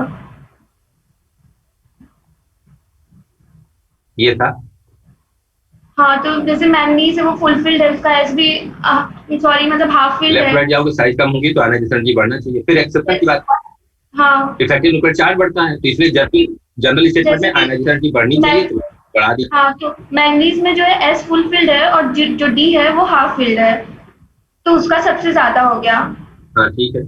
और सर टाइटेनियम और क्रोमियम में जैसे देखेंगे तो क्रोमियम D5 है, हाफ फिल्ड है, तो काफी स्टेबल है, काफी स्टेबल है। तो मैंगनीज के बाद वो क्रोमियम हो गया। हाँ। सर लेकिन अब यहाँ पे जो टाइटेनियम और वेनेडियम है, अब इसको साइज बढ़ता है तो साइज कम होता है तो आपकी ज्यादा होनी चाहिए। सही है सर, टाइटेनियम फिर ज्यादा हो गया। हाँ। यहाँ टाइटेनियम ज्यादा हो गया, वेनेडियम का कम हो गया इस कॉन्सेप्ट से। हाँ। तो नहीं होगा सर मैच। इस कॉन्सेप्ट से सिर्फ एक को जस्टिफाई कर सकते हो और वो सिर्फ और सिर्फ होगा मैग्नीज। Yes sir. क्योंकि क्रोमियम, देखो टाइटेनियम क्रोमियम के आगे निकल गया, जबकि किसी भी पैरामीटर के बिहाफ पे देखो, अगर स्टेबिलिटी आप सबसेल की बात करोगे तो क्रोमियम के सबसेल की स्टेबिलिटी टाइटेनियम से ज्यादा है। अब तुम ये कह सकते हो कि सर टाइटेनियम में इलेक्ट्रॉन S2 से निकलेगा ना, तो फिर तो वेनेडियम में भी S2 से निकलेगा भाई। यस सर, वेनेडियम भी क्रोमियम से ज्यादा हो जाना चाहिए।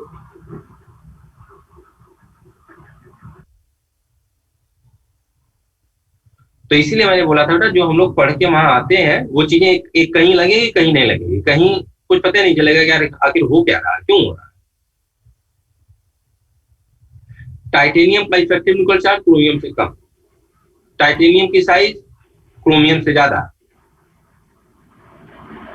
तो टाइटेनियम की आयनाइजेशन भी क्रोमियम से कम होनी चाहिए, लेकिन ज्यादा हो गई।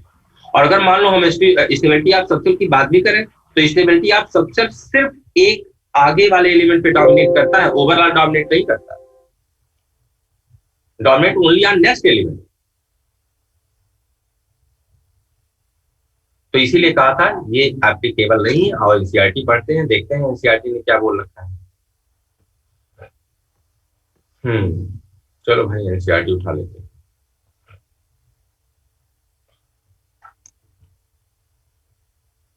There is an increase in ionization enthalpy along each series. Is general statement.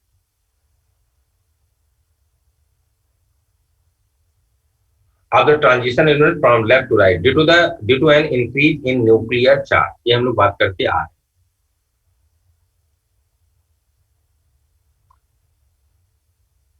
इसके बाद कर रहे हैं आगे, टेबल दिया है इन्होंने, फर्स्ट 3 आयनाइजेशन एनर्जी दे रखी है, transition element.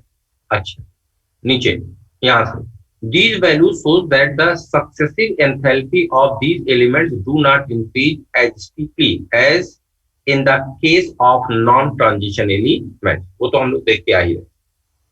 The variation in ionization enthalpy along a series of transition elements is much less in comparison to the variation along a period of non-transition element.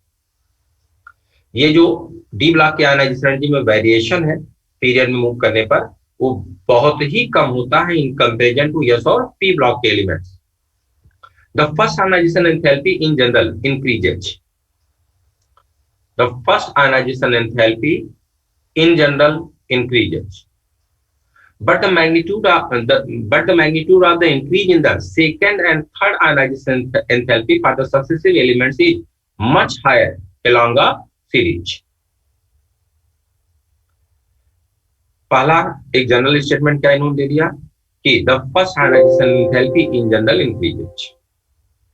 लेकिन अगर magnitude की बात करते हैं तो जब सेकंड और थर्ड आयनाइजेशन एनर्जी की बात करते हैं तो जो इंक्रीज होने वाला मैग्नीट्यूड है वो फर्स्ट आयनाइजेशन एनर्जी की तुलना में क्या है, बहुत ही ज्यादा है। फर्स्ट आयनाइजेशन एनर्जी में इंक्रीज जरूर होती है लेकिन मैग्नीट्यूड में उतना ज्यादा अंतर नहीं है। चेक कर लेते हैं, लगे हाथ देख लो भाई। फर्स्ट में देखो 31 56, यानी करीब करीब 20 का अंतर, 56 50 6 का अंतर, 50, 53, 3 का अंतर। यहाँ देखो करीब करीब 70 या हाँ 60-70 का अंतर। यहाँ जाओ सेकंड में, 35 से 1309 हो गया, यानी करीब करीब 75 का अंतर। 1309 से 1414 हो गया, करीब करीब 100 का अंतर। 1414 से 1592 हो गया, करीब करीब 100 का अंतर। तो ये बोल रहे हैं कि जब फर्स्ट आयनाइजेशन एनर्जी में आप लेफ्ट टू राइट जाते हो तो इंक्रीज तो करती है, लेकिन मैग्नीट्यूड की अगर बात करते हो तो बहुत ज्यादा मैग्नीट्यूड में अंतर नहीं आता। जबकि सेकंड और थर्ड आयनाइजेशन एनर्जी की जब हम बात करते हैं तो ये भी इंक्रीज करती है, लेकिन इनके सक्सेसिव एलिमेंट्स के आयनाइजेशन एनर्जी के मैग्नीट्यूड में अंतर फर्स्ट की तुलना में बहुत ज्यादा होता है। फिर यहाँ आ गए वापस, but the magnitude of the increase in the second and third ionization enthalpy for the successive elements is much higher along the series. आगे कर रहे हैं, the irregular trend in the first ionization enthalpy of the metals of 3D series through a little क्या है यार, thought of क्या यार, मैं हड़बड़ पढ़ भी नहीं पा रहा हूँ। Though of little chemical significance. हाँ, the irregular trend in the first ionization enthalpy of the metals of the 3D series, though of little chemical significance, can be accounted for by considering that the removal of one electron alters the relative, देख लो अभी नौटंकी इनकी शुरू, यहां से देखना,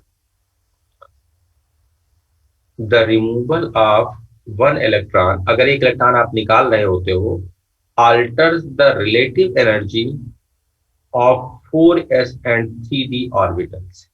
ये बता रहे हैं कि जो एक्सेप्शन आपको मिल रहा है, जो रेगुलर नहीं मिल रही है आयनाइजेशन एनर्जी, उसका रीजन क्या है कि जब एक इलेक्ट्रॉन आप निकाल रहे होते हो तो 3d और 4s के रिलेटिव एनर्जीज में चेंजेज आ जाते हैं। You have learned that when d block elements form ion, ns electrons are lost before n-1 d electrons। Well known, जानते हैं।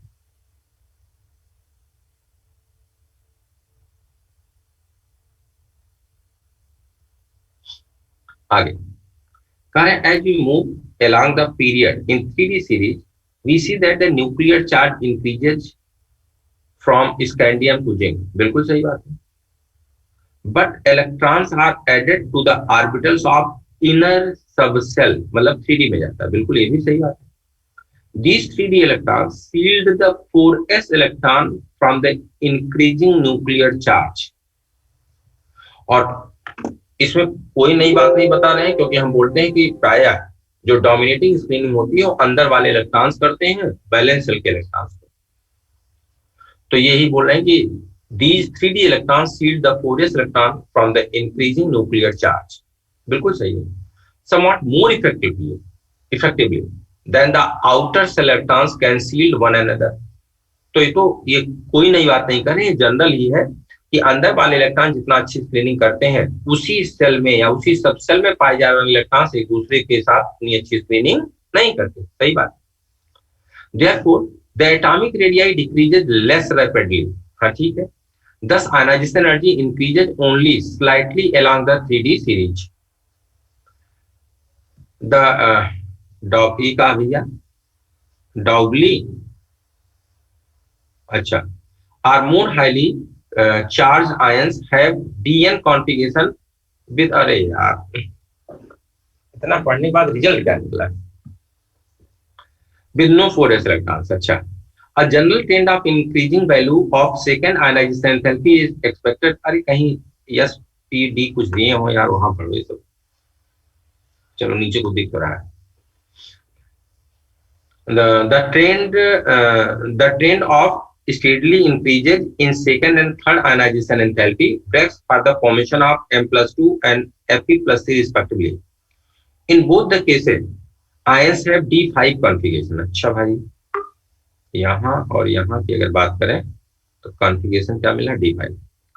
Similar breaks occur at corresponding elements in the later transition series।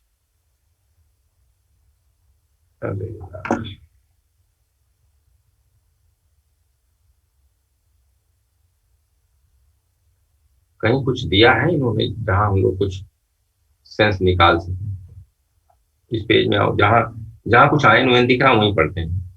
There is no loss of exchange energy at D6 configuration. Mn plus have the 3d5 4s1 configuration, and the configuration of chromium plus is 3d5. Therefore, ionization enthalpy of Mn plus is lower than the chromium plus. क्या बोल दिया भाई इन्होंने? There is no loss of exchange energy at D6 configuration in इतना का है। अच्छा, D exchange energy at D6 configuration Mn plus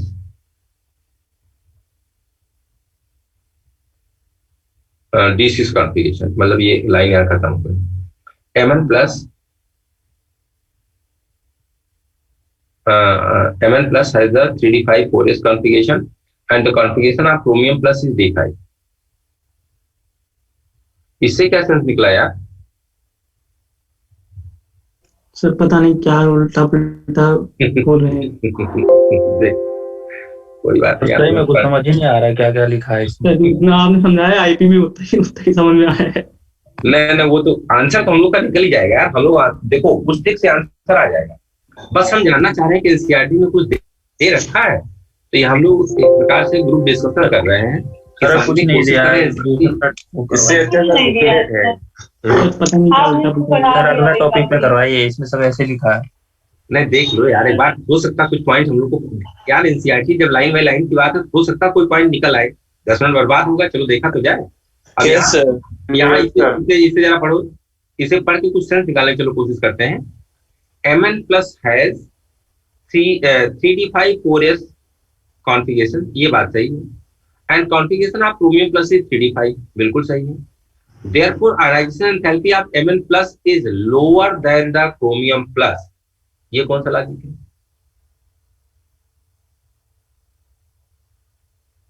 Mn plus में 4s1 है हाफ फील्ड, और क्रोमियम प्लस में 3d5 है हाफ फील्ड। तो अब ये क्या बोल रहे हैं, मतलब जो हम लोग जानते हैं भी उसकी हम बात कर रहे हैं, जितना चीजें हम लोग आयनाइजेशन के लिए इस्तेमाल करते हैं। Therefore, ionization enthalpy of Mn plus is lower than the chromium plus। इसका मतलब ये कहना चाह रहे हैं कि S1 की स्टेबिलिटी D5 से, सर S1 से ज्यादा सामने निकलना है तो। अच्छा चलो, हाँ तो वही कह रहे हैं कि इसका मतलब S1 की स्टेबिलिटी D5 से कम है। यस आगे, in the same way iron plus 2 has the D6 configuration and Mn plus 2 has the 3d5 configuration, hence the ionization enthalpy of iron plus 2। ये तो बात समझ आती, ये तो हम लोग जो पढ़ चुके हैं ऑलरेडी, उससे इस बात को हम एक्सप्लेन कर लेंगे। ये ऑलरेडी हम लोग जानते हैं। देखो, अगर कल को हमसे पूछा गया भाई आयरन प्लस 2 है और Mn प्लस 2 है, तो जब आयरन प्लस 2 करोगे क्या आ जाएगा D6, और Mn प्लस 2 करोगे क्या आ जाएगा D5 की हाफ फील्ड है, और ये फुल मतलब ये इनकम्प्लीट है। तो नो डाउट अगर ये हाफ फील्ड है, तो अब जब अगला इलेक्ट्रॉन निकालोगे यानी थर्ड आयनाइजेशन की बात करोगे, तो Mn की आयरन से ज्यादा होनी चाहिए, और होनी भी चाहिए क्योंकि हाफ फील्ड और इनकम्प्लीट है। तो ये बात तो इनकी समझ में आती है कि Fe+2 has the D6 configuration and the Mn plus 2 has the D5 configuration, hence the ionization enthalpy of iron plus 2 is lower than the Mn plus 2। ये बात तो समझ में आती है, इसमें कोई दिक्कत नहीं, ये तो हम लोग जानते भी हैं। In other words, we can say that the third ionization enthalpy of iron is lower than that of Mn। हाँ ठीक है, लेकिन ऊपर वाली जो लाइन लिखा है वो या तो फिर वो ये कहना चाह रहे हैं कि S1 की स्टेबिलिटी D5 से कम है। The lowest common oxidation state of these metals is +2। होता ही होता है इसके नियम को छोड़ के। To form the M+2 ion from the gaseous state, the sum of the first and second ionization enthalpy is required in addition to the enthalpy of atomization. The dominant term is the second ionization enthalpy, which shows usually high value for the chromium and copper, where M+ ions have the 3d5 and D10 electronic configuration। ठीक है, respectively. The value of zinc is correspondingly low as the ionization causes the removal of 1s electrons which result in the formation of the stable D10। अच्छा, मतलब जब second की ये बात करेंगे, जब जिंक प्लस की आप बात करते हो तो आपको मिलता है 3D10 4s1। अब ये क्या बोल रहे हैं कि यहां से इलेक्ट्रॉन्स का निकलना आसान हो जाता है 3D10 पाने के लिए। द वैल्यू ऑफ जिंक ऊपर, अच्छा, the value of zinc is correspondingly low as the ionization causes the removal of 1s electron which result in the formation of the stable D10 configuration. The trend in the third ionization enthalpy is not complicated, but the 4s orbital factor and shown the greater difficulty of removing an electron from the, अरे सही कह रहे हो, छोड़ने पड़ेगा, जाने दो यार, कुछ नहीं मिला।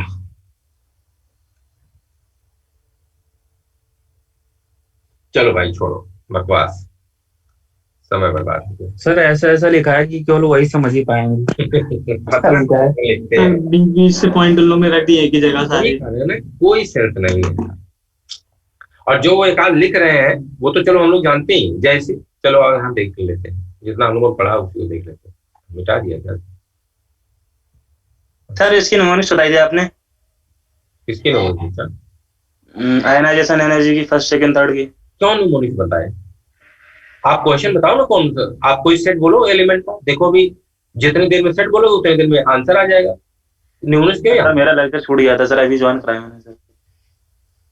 नहीं, आयनाइजेशन एनर्जी का लेक्चर तो आज ही हुआ ना। हाँ तो मैंने अभी ज्वाइन करा ना, मेरा 1 घंटे के लिए वो छूट गया। अरे लो, अरे नेटवर्क इशू है सर, क्या करें? नहीं हम ये कहाँ कह रहे हैं यार, तुम करोगे नेटवर्क इशू, हम उसके साथ भी तो आ जाता है यार। हम ये नहीं कह रहे हैं, जो छूट गया तुम्हारा उस पर हम कह रहे हैं कि लोग आज एक हम लोग शुरू से कर क्या रहे हैं, एनालिसिस एनर्जी तो अभी तक पढ़ रहे हैं। चलो वो अनिकेत रिकॉर्ड करता होगा। किसी बच्चे ने नोट किया होगा बेटा, ग्रुप पे अपने वो शेयर कर देना, और फिर हम लोग जब क्वेश्चंस करेंगे तो प्रैक्टिस मान लो होगी। ग्रुप पे किसी बच्चे ने नोट किया होगा ना, तो अपना मैं भेज दूंगा नोट्स। हाँ कॉपी शेयर कर। सर हाँ ionisation energy down the group वाला 1 मिनट खोल दीजिए, स्क्रीनशॉट ले नहीं पाए थे। अरे तो कहीं मिटा तो नहीं दिया ना? नहीं है, डाउन द ग्रुप नहीं है। डाउन द ग्रुप वाला ये क्या है बच्चा?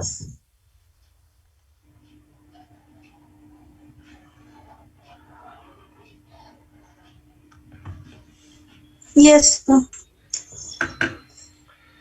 चलिए, तो अब एनसीईआरटी को जो इतना हमको समय दिया एनर्जी में, कुछ चीजें जो हम एक्सप्लेन कर सकते हैं, 2-4 लॉजिकल एक्सप्लेनेशन है अपने पास जो हम लोग एस और पी ब्लॉक में यूज करते हैं, उसको आओ यहाँ चेक कर लेते हैं। फर्स्ट आयनाइजेशन एनर्जी की जब हम लोग बात कर रहे थे तो वहां तो कोई एक्सप्लेनेशन नहीं है। हाँ, सेकेंड आयनाइजेशन एनर्जी में जरा देखो, अभी जब हम कापर और जिंक की बात कर रहे थे तो सेकंड आयनाइजेशन एनर्जी में एक्सेप्शन क्या था? मंजन, यानी कापर के हो गया था ज्यादा और जिंक का हो गया था कम। कौन सा सेकंड आयनाइजेशन एनर्जी थी? इसका मतलब सबके ऊपर एक इलेक्ट्रॉन निकल चुका था। तो जब कापर का 1 इलेक्ट्रॉन निकाल दोगे तो D10 मिलेगा, और यहां जब 1 इलेक्ट्रॉन निकाल दोगे तो क्या मिल जाएगा? D10S1 मिल जाएगा। अब अगर हमसे पूछा गया भाई सेकंड आयनाइजेशन एनर्जी का ये ऑर्डर है, लॉजिकल एक्सप्लेनेशन है? हाँ बिल्कुल है। क्यों? क्योंकि कापर के केस में इलेक्ट्रॉन D10 से निकलेगा और जिंक प्लस के केस में इलेक्ट्रॉन कहां से निकलेगा? S1 से निकलेगा। D10 फुल फील्ड है, इसलिए यहाँ रिक्वायर्ड अमाउंट ऑफ एनर्जी ज्यादा हो जाएगी इन कंपेरिजन टू जिंक। तो सेकंड आयनाइजेशन एनर्जी कापर की ज्यादा होनी चाहिए जिंक से, ये बात समझ में आती है। थर्ड आयनाइजेशन एनर्जी में हम लोग को एक्सेप्शन एक मिला था फे, आयरन। तो अब इसके बाद कोबाल्ट की भी इससे ज्यादा हो गई थी और मैग्नीज की भी इससे ज्यादा हो गई थी। क्यों हो गई हुई? और देखा जाए थर्ड की जब बात कर रहे हो तो इसका मतलब इसके ऊपर +2 लगा चुके हो, इसके ऊपर +2 लग चुका है, इसके ऊपर +2 लग चुका है। अब मैग्नीज को अगर +2 में लिखोगे तो क्या लिखोगे? D5। आयरन को +2 में लिखोगे तो क्या लिखोगे? D6। और कोबाल्ट को जब +2 में लिखोगे तो क्या लिखोगे? D7S2 होता है ना? हाँ ठीक, D7, राइट। अब इसमें जब हम लोग ऑर्डर देखते हैं तो ऑर्डर सबसे ज्यादा हम लोग का क्या आ जाता है? Mn+2 सबसे ज्यादा होगा, उसके बाद कोबाल्ट का +2 आएगा, उसके बाद आयरन का +2 आ जाएगा। अब ऐसा क्यों होगा? थर्ड आयनाइजेशन एनर्जी Mn+2 की सबसे ज्यादा क्यों हो गई? क्योंकि D5 है। अगर कोबाल्ट और आयरन को हम कंपेयर करें तो दोनों का अनस्टेबल इलेक्ट्रॉनिक कॉन्फ़िगरेशन है, इनकम्प्लीट शेल है, लेकिन कोबाल्ट आयरन से आगे है। तो अगर कोबाल्ट आयरन से आगे है और जब इनके आयनिक रेडियाई की बात करते हो तो आयनिक रेडियाई में कंटिन्यूअसली क्या करती है, आयनिक रेडियाई कम होती चली जाती है। तो कोबाल्ट के पास जेड इफेक्टिव न्यूक्लियर चार्ज भी आयरन से ज्यादा है और कोबाल्ट +2 की रेडियाई भी आयरन से कम है। तो दोनों फैक्टर अगर आयरन और कोबाल्ट को कंपेयर करेंगे तो किसके फेवर में आगे, कोबाल्ट के फेवर में आगे। क्यों? स्टेबिलिटी यहाँ भी इनकम्प्लीट है, यहाँ भी इनकम्प्लीट है, तो स्टेबिलिटी का कोई रोल होगा नहीं। अगर स्टेबिलिटी का रोल नहीं है तो किसका रोल बढ़ता है, इफेक्टिव न्यूक्लियर चार्ज का और साइज का। तो कोबाल्ट का इफेक्टिव न्यूक्लियर चार्ज भी आयरन से ज्यादा और साइज भी छोटी, इसलिए कोबाल्ट की ज्यादा और आयरन की कम। तो जो हम लोग पढ़ चुके हैं, कुछ आयनाइजेशन एनर्जी के आर्डर यहाँ जो हम लोग बनाते हैं उसको तो हम एक्सप्लेन कर सकते हैं, लेकिन सारे एनर्जीज को हम उसी पैरामीटर में एक्सप्लेन कर पाए बेटा, यहाँ ऐसा नहीं प्रैक्टिकली पॉसिबल है। इसीलिए हम लोग इस एक्सप्लेनेशन के चक्कर में ना पड़ के सीधे हम लोग अपने ट्रिक का इस्तेमाल करते हैं।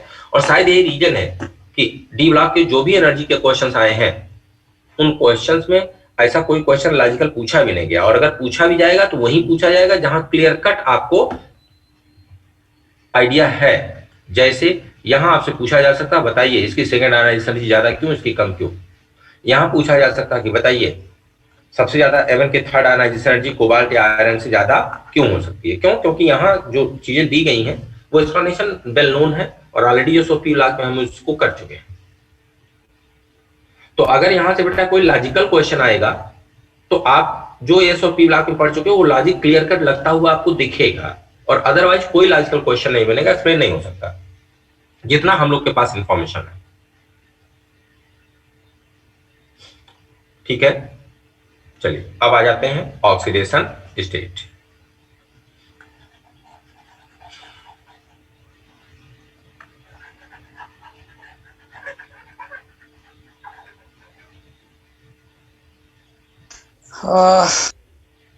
क्या है भाई, अभी नहीं, अभी तो जरा इलेक्ट्रोड पोटेंशियल आने दो। इसीलिए पहले जो हम लोग पढ़ते हो पढ़ ले रहे हैं, एनसीईआरटी बाद में बात कर रहे हैं, नहीं एनसीईआरटी और कंफ्यूज ही कर देगी, तो पहले अपना हम लोग क्लियर कर पढ़ ले रहे हैं। चलिए बेटा, जब हम ऑक्सीडेशन स्टेट की बात करते हैं तो ऑक्सीडेशन स्टेट एस ब्लॉक की अगर बात करो तो आप जानते हो एस ब्लॉक के ऑक्सीडेशन स्टेट के बारे में कोई बात नहीं करना, फिक्स होती है। अल्कली मेटल की +1 होती है, एल्काइल मेटल की +2 होती है, इसमें कभी कोई चेंज नहीं होता, ये फिक्स है। जब पी ब्लॉक के ऑक्सीडेशन स्टेट की बात करते हो तो यहां हम लोग क्या बोलते हैं कि अगर हमें एलिमेंट का ग्रुप नंबर पता है तो maximum oxidation state group number के बराबर होता है और minimum oxidation state group number -8 होता है। पी ब्लॉक के बारे में चीज पढ़ चुके हो। जब डी ब्लॉक में ही चीज हम आकर के देखते हैं तो डी ब्लॉक में हम कैसे निकालते हैं, हमें ग्रुप नंबर नहीं चाहिए एलिमेंट का, हमें अगर एलिमेंट का इलेक्ट्रॉनिक कॉन्फ़िगरेशन पता है, electronic configuration EC electronic configuration पता है तो बेटा जी यहां मैक्सिमम ऑक्सीडेशन स्टेट बराबर होता है N-1 D के अनपेयर्ड इलेक्ट्रॉन प्लस NS के सारे इलेक्ट्रॉन्स। और मिनिमम की जब बात करते हैं, मिनिमम ऑक्सीडेशन स्टेट की, तो ये होता है NS के सारे इलेक्ट्रॉन्स।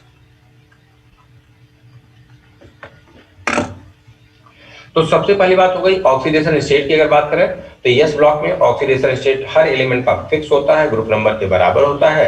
अल्काइल मेटल का ग्रुप नंबर फर्स्ट 1 होता है तो उन सब का ऑक्सीडेशन स्टेट +1 होता है, वेरिएबल ऑक्सीडेशन स्टेट शो नहीं करते। और एल्काइल अर्थ मेटल का ग्रुप नंबर 2 होता है तो सबका ऑक्सीडेशन नंबर 2 होता है, +2 होता है, वेरिएबल ऑक्सीडेशन स्टेट शो नहीं करते। पी ब्लॉक में ऑक्सीडेशन नंबर का वेरिएशन मिलता है हम लोग को, और खास करके अगर रेंज हम तलाशते हैं तो हम बोलते हैं maximum oxidation state group number के बराबर होता है, minimum oxidation number group number -8 के बराबर होता है। डी ब्लॉक की बात करते हैं तो इसका जैसे पी ब्लॉक से मैच बिल्कुल नहीं करता। डी ब्लॉक की बात करते हो तो यहाँ मैक्सिमम ऑक्सीडेशन स्टेट हो जाता है N-1 D के अनपेयर्ड इलेक्ट्रॉन्स और NS के सारे इलेक्ट्रॉन्स। मिनिमम ऑक्सीडेशन स्टेट हो जाता है NS के सारे इलेक्ट्रॉन्स। अब हम देखेंगे क्या पी और डी ब्लॉक के इस मैक्सिमम मिनिमम में कोई रिलेशन है क्या। चलो जरा यहाँ मैक्सिमम देख लो, क्या इसके बारे में जानते हो, क्या इसके बारे में जानते हो, फिर इसको यहाँ के कंपेयर कर लेंगे।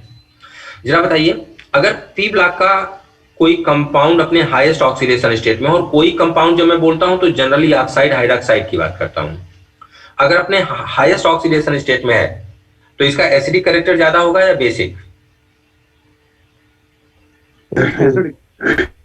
बोलो।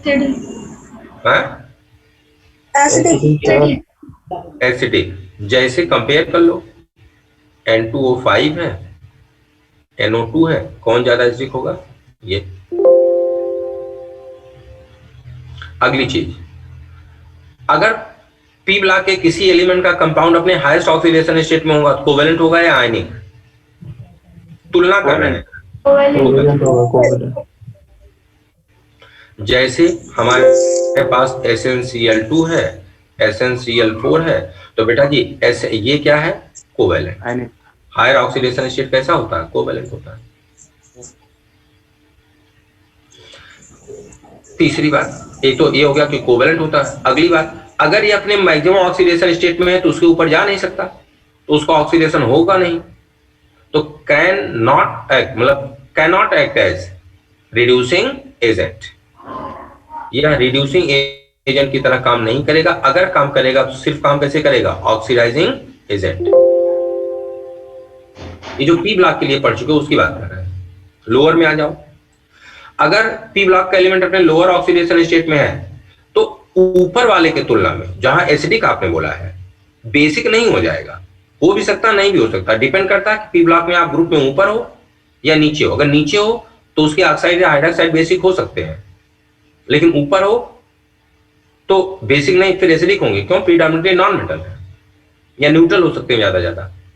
तो लेकिन अगर इस हाईएस्ट से कंपेयर करें तो अगर लोअर ऑक्सीडेशन स्टेट में होते हो आप, तो आप बोल सकते हो लेस एसिडिक या basic.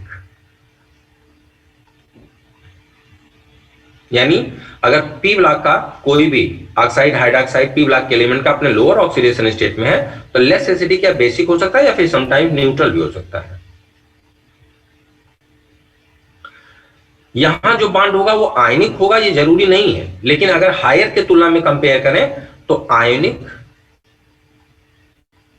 In respect to maximum oxidation state.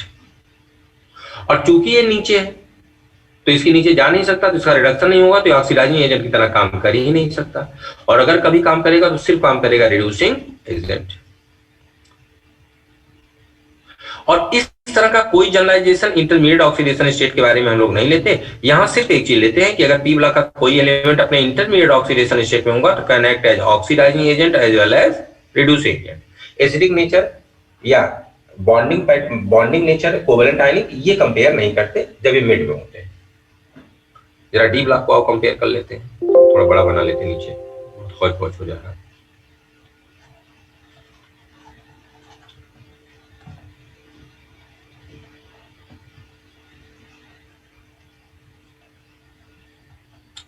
Maximum oxidation state था N-1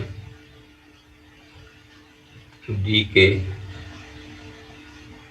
unpaired electron plus NS electrons, और मिनिमम ऑक्सीडेशन स्टेट बराबर था NS इलेक्ट्रॉन। अब जरा देखो कौन कौन समानता यहाँ मिली। जैसा ऊपर हम लोग देख रहे थे, तो यहाँ तो बहुत क्लियर कट बोलते हैं कि अगर हाईएस्ट ऑक्सीडेशन स्टेट में कोई ऑक्साइड हुआ तो कैसा होता है? एसिडिक। बॉन्डिंग का बिहेवियर कैसा होगा? कोवैलेंट। और नेचुरल सी बात है, ऊपर वाली चीज यहां भी एप्लीकेबल होगी कि अगर ये हाईएस्ट ऑक्सीडेशन स्टेट में है तो ऊपर जा नहीं सकता, ये रिड्यूसिंग एजेंट की तरह काम कर नहीं सकता। ये काम भी करेगा तो कैसे करेगा? Oxidising agent. एग्जाम्पल की बात करें तो बेटा वेल नोन एग्जाम्पल आपके पास है Mn2O7 है, CrO3 है। कोवेलेंट नेचर का होता है, एसिडिक होता है, और ये दोनों कैसे काम कर सकते हैं? Oxidising agent. Minimum oxidation state की बात करें तो जस्ट इसी की तरह यहां कोई पंगा नहीं, लेस एसिडिक जैसा कोई पंगा नहीं, क्लियर कट बेसिक होते हैं। यहां ऐसा नहीं था, क्लियर कट बेसिक है। बॉन्डिंग के बारे में कोई पंगा नहीं है, बॉन्डिंग आयनिक हो जाएगी। हाँ, अगर बिल्कुल नीचे हैं तो उसके नीचे जा नहीं सकते, इनका रिडक्शन नहीं होगा, तो इसका मतलब ऑक्सीडाइजिंग एजेंट तो हो नहीं सकते हैं, सिर्फ काम करेंगे रिड्यूसिंग एजेंट की तरह।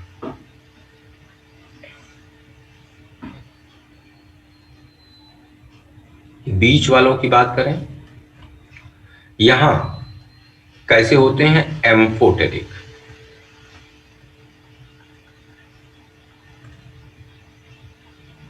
बॉन्डिंग अब भी कोवैलेंट होती है और can act as oxidising agent as well as reducing agent. ये जनरल चीज हो गई, कंपैरिजन भी हमारा हो गया पी ब्लॉक के साथ। इतना अपडेट करने के बाद अब आइए ढेर सारे पॉइंट्स हम लोग को नोट करने हैं।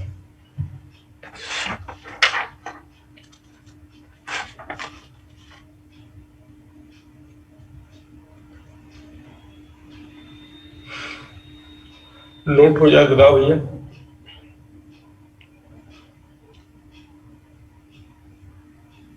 Yes sir. चलिए, पी ब्लॉक से कंपेयर करके एक दो और चीजें यहां देख लो, फिर हम प्योरली फोकस कर लेंगे डी ब्लॉक।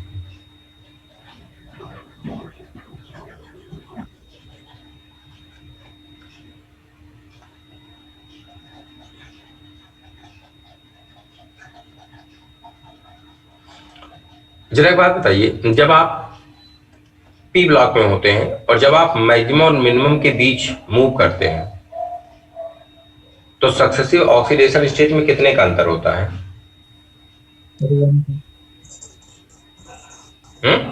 सर जनरली 2 का। 2 का। हाँ हाँ, जनरली 2 का। हाँ ठीक है। Difference of 2 unit between successive oxidation state, पहली बात।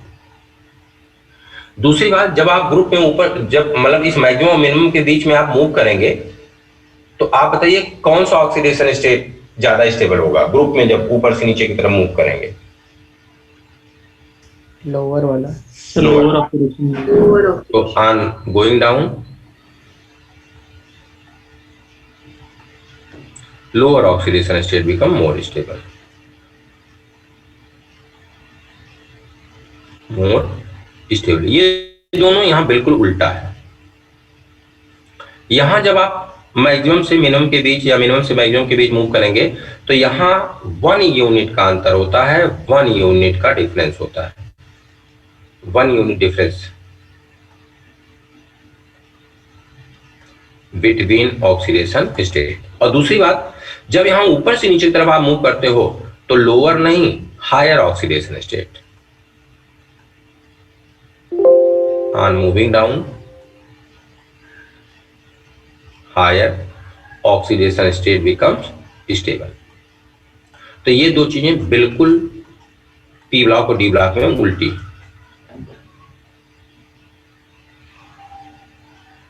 अगली चीज, पी ब्लॉक के एलिमेंट जीरो ऑक्सीडेशन स्टेट कब शो करेंगे?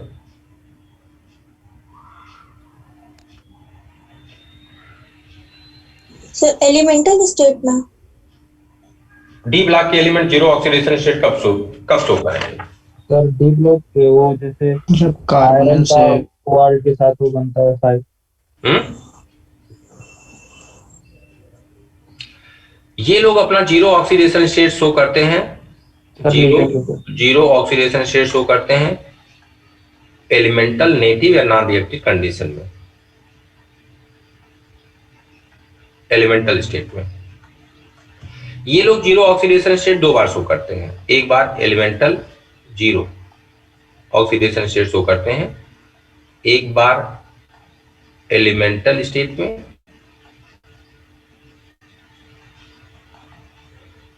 Plus compounds with non classical ligands.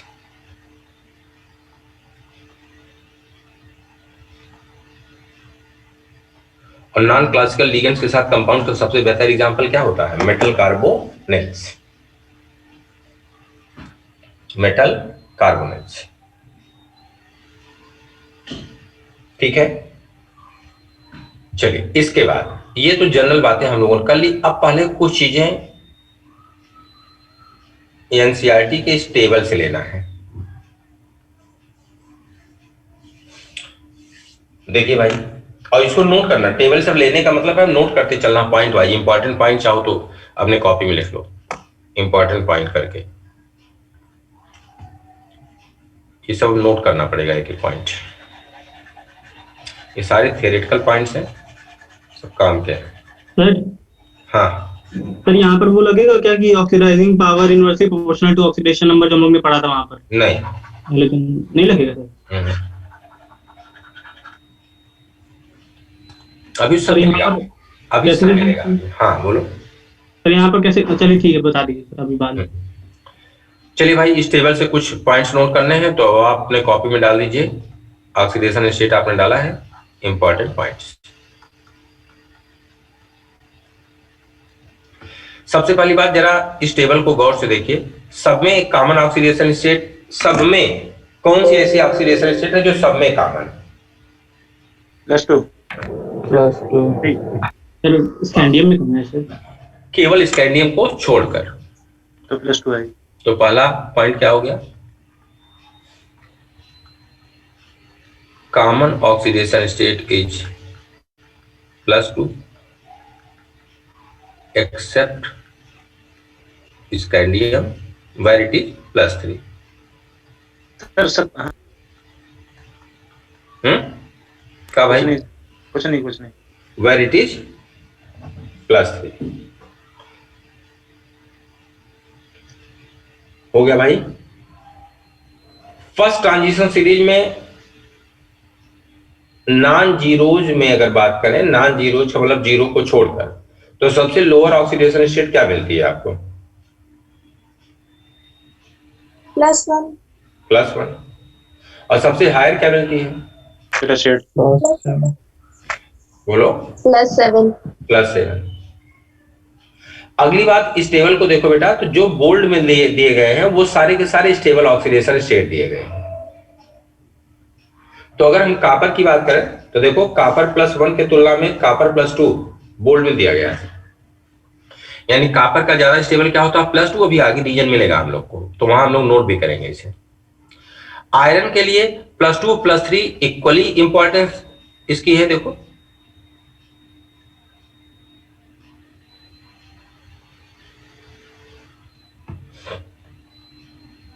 Manganese के लिए जो ऑक्सीडेशन स्टेट सबसे कॉमन मिल रहा है, एक +2 मिल रहा है, एक +7 मिल रहा है।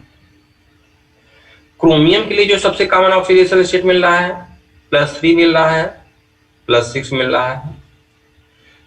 अब जैसे कल आपने एक क्वेश्चन पूछा था किसी बच्चे ने, क्या था भाई? वेनेडियम का क्या क्या दिया था? BO4 -3 था और BO4 -2 था सर। BO4 -3 और BO4 BO4 और -4 होगा।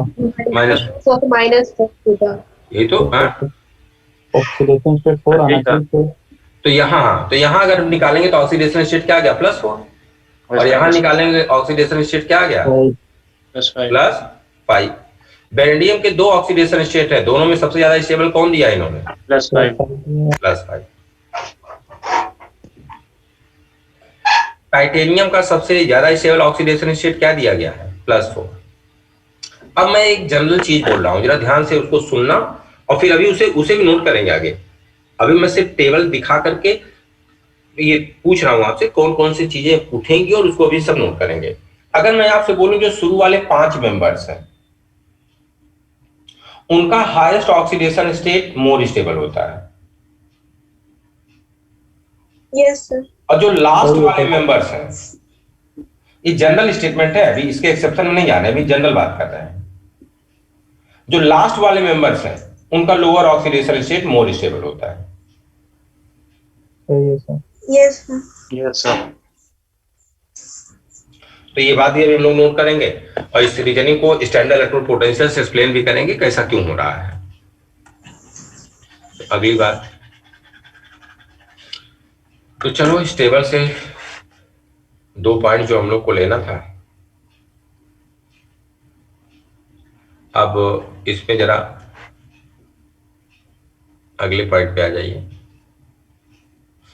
दूसरा पॉइंट। अच्छा, वो जो वहां लिख चुके हो उसको यहाँ मैं फिर से मेंशन नहीं कर रहा हूं कि सक्सेसिव ऑक्सीडेशन स्टेट में 1 यूनिट का अंतर होता है और as you go down the group higher oxidation state become more stable. वहां टेबल के साथ लिख चुके हो ना भाई?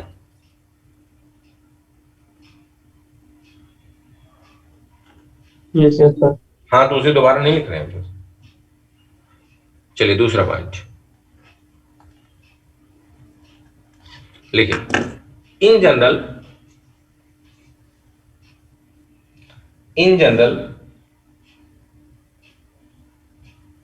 the higher oxidation state of first 5 members are more stable. The higher oxidation state of first 5 members are more stable.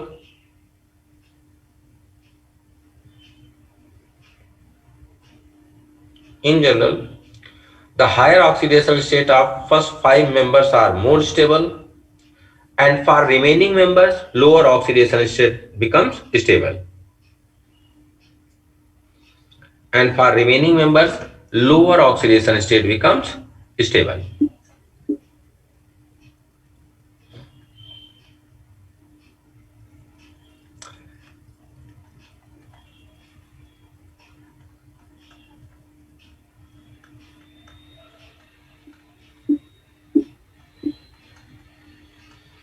केवल stable oxidation state इसके नीचे हमको लोग को नोट करना है। तो +3 का तो मान लो स्कैंडियम को तो एज यूजुअल एक ही पाया जाता है, तो स्टेबल नॉन स्टेबल का कोई मतलब है नहीं है।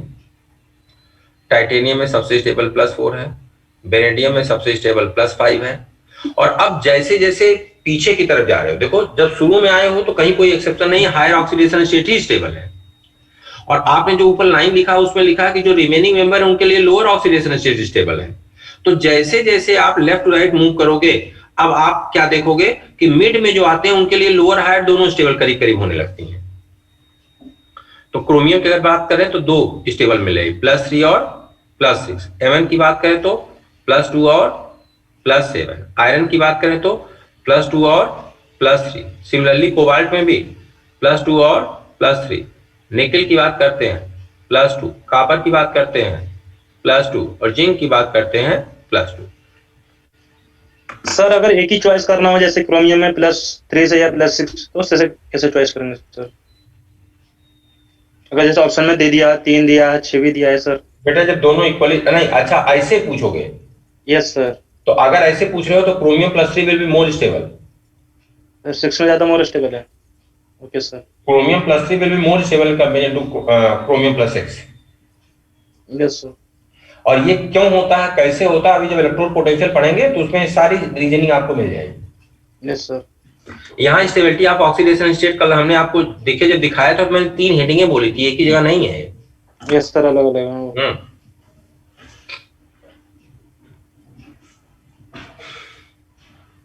चलिए भाई, ये हो गया।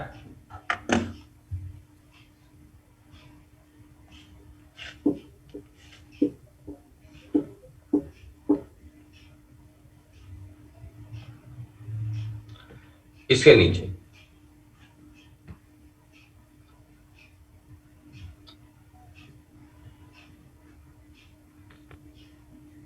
नहीं, इसके नीचे क्या, इसके नीचे तो क्लास एंड की तरफ है।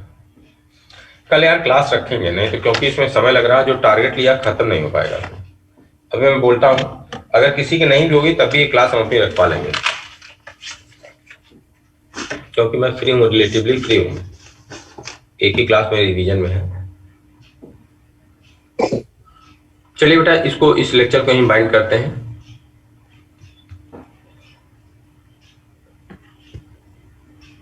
इस हिसाब से हम देखें तो कल अगर हम लोग 2 घंटा लेंगे तो ज्यादा से ज्यादा हम लोग का इलेक्ट्रोड पोटेंशियल और ऑक्सीडेशन स्टेट। खैर इलेक्ट्रोड पोटेंशियल के बाद फिर कोई एक्सेप्शन है भी नहीं, सारा एक्सेप्शन इलेक्ट्रोड पोटेंशियल पे जाकर खत्म हो जाएगा। उसके बाद तो फिर रनिंग मैटर है।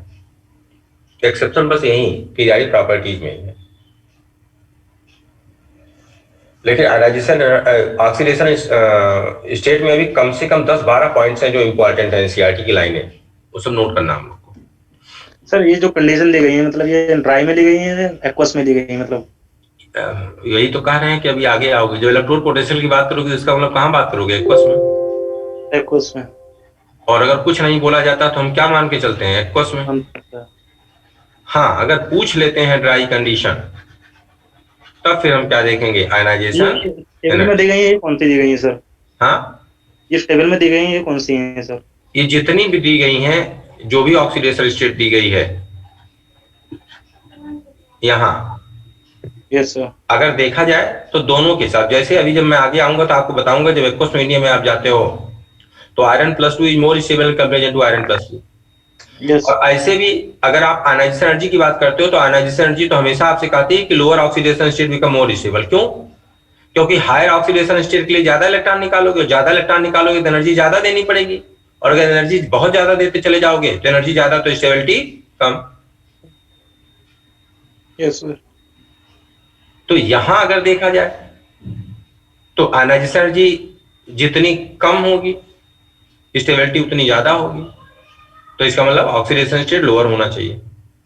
लेकिन हाइड्रेशन एंथैल्पी कॉपर +1 +2 को जब एक्सप्लेन करोगे तो हम लोग यही बोलेंगे कि कॉपर +2 के केस में जो हाइड्रेशन एनर्जी निकलती है वो कॉपर +1 से एक इलेक्ट्रॉन निकालने के लिए जो एनर्जी चाहिए उससे ज्यादा हो जाती है, इसीलिए copper +2 is more stable in comparison to copper +1।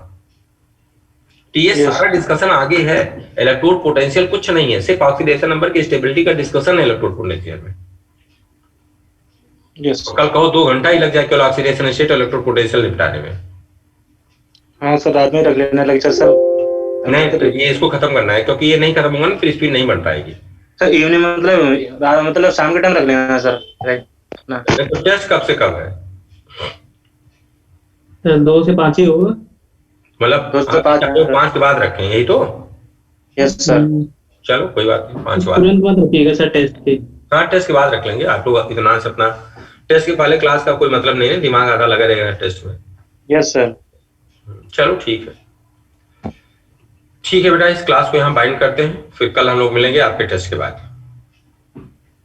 Sir हाँ हाँ हाँ सर एक लाइन लिखी सर इसमें आयनाइजेशन पोटेंशियल वाले में सर। हाँ बोलो। सर ये लिखा है कि ये सर कॉपर निकल और जिंक के लिए सर लिखा है कि इनका हायर ऑक्सीडेशन स्टेट ऑब्टेन हम लोग क्यों नहीं कर पाते हैं? हाँ सर ये थोड़ा सा बताइए सर, ये फिर अगली क्लास में बताइए सर। कहाँ लिखा सर आईपी के एकदम लास्ट में लिखा है sir. although ionization enthalpy gives some guidance concerning उसके ऊपर तो उसी के ऊपर जस्ट अच्छा के ऊपर लास्ट कहीं से पुलिस स्टाफ पकड़ के पढ़ना शुरू कर लेते हैं। याद पढ़ते हैं। The trend in the third ionization enthalpy is not complicated by the 4s orbitals factor and shown in greater difficulty of removing an electron from the D5 Mn+2 and D10 Zinc+2 ion. In general, the third ionization enthalpy are quite high. Also, the high value of the third ionization enthalpy of copper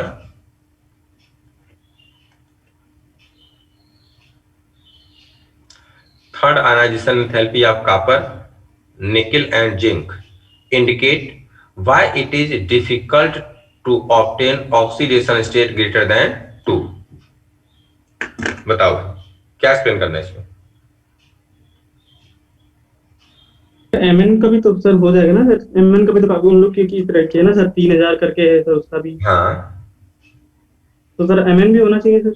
तो ये कोई specific नहीं है। देखो ये जो ये लिख के यहाँ दे रहे हैं, इन्होंने 1-2 एग्जांपल्स लेके बोल दिए हैं, ये कोई स्पेसिफिक नहीं। आप याद करो जब पी ब्लॉक आप पढ़ रहे थे तो हमने आपसे क्या बोला था कि बोरान अपने कंपाउंड में B+3 ऑक्सीडेशन स्टेट शो करता है, लेकिन बोरान अपने कंपाउंड में B+3 आयन नहीं बनाता है।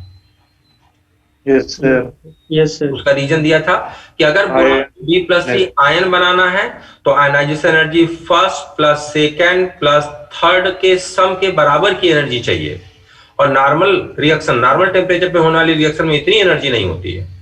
जबकि अगर इसे B+3 आयन बनाना है तो इसे जो एनर्जी चाहिए वो फर्स्ट आयनाइजेशन एनर्जी से मच लेसर एनर्जी होती है। सिर्फ NS के इलेक्ट्रॉन्स को एक्साइट करके P में पहुंचाना होता है, यानी एनर्जी फर्स्ट आयनाइजेशन एनर्जी से कंपेयर करोगे बहुत कम चाहिए, इसीलिए +3 ऑक्सीडेशन स्टेट तो शो करता है लेकिन +3 आयन का फॉर्मेशन नहीं करता। तो इन्होंने यहाँ एक जनरल स्टेटमेंट दे दिया कि आखिर इनके हायर, और हायर में देखो कुछ इंडिकेट नहीं कर रहे हैं क्या, +3 +4 +5 कुछ नहीं बोल रहे हैं। कह रहे हैं also the high value of third ionization enthalpy of copper, nickel and zinc indicate why it is difficult to obtain oxidation state greater than 2 for these elements। अब अगर तीसरे आयनाइजेशन एनर्जी की वैल्यू देखोगे तो हम लोगों ने एक्सेप्शन बोला था फे, इसके अलावा कोई एक्सेप्शन था नहीं। डेटा में चेक करो तो तीसरी आयनाइजेशन एनर्जी जैसे जैसे लेफ्ट टू राइट जा रहे हो बहुत ज्यादा होती चली जा रही है। देखो यस सर। Mn की बात कर लो, कहां गया यार, Mn ये दिया है 3260। ये जिसकी बात कर रहे हैं निकेल, कॉपर और जिंक, तो इसके तुलना में Mn के तुलना में यहां देखो 3402, 3556, 3837। तो ये बोल रहे हैं कि चूंकि इनकी थर्ड आयनाइजेशन एनर्जी बहुत ज्यादा है इसीलिए ये लोग +2 के ऊपर का ऑक्सीडेशन स्टेट शो नहीं करते, क्योंकि एक इलेक्ट्रॉन अगर फिर निकालोगे तो अब इतना एनर्जी और देनी पड़ेगी, और कहीं ना कहीं जो एनर्जी है ये इसके फर्स्ट और सेकंड के सम से ज्यादा है। देखो यस सर। ना, यस तो अब अगर इसको +3 शो करना है तो अभी तक +2 शो करने के लिए जितना एनर्जी दिया था करीब करीब उन दोनों के सम से भी ज्यादा एनर्जी देना पड़ेगा अगर +3 शो करवाना है। अब तुम ये लॉजिक हर जगह लगा सकते हो, यहां भी देख लो। तो इसीलिए उन्होंने देखो सम वर्ड इस्तेमाल नहीं किया, उन्होंने सीधे क्या बोल दिया, चूंकि इन सबकी थर्ड आयनाइजेशन एनर्जी बहुत ज्यादा होती है इसीलिए यह +3 ऑक्सीडेशन स्टेट शो नहीं करती। Yes sir. ओके चलिए बच्चा, ठीक है, कल मिलते हैं, कल कंटिन्यू करते हैं इसके आगे।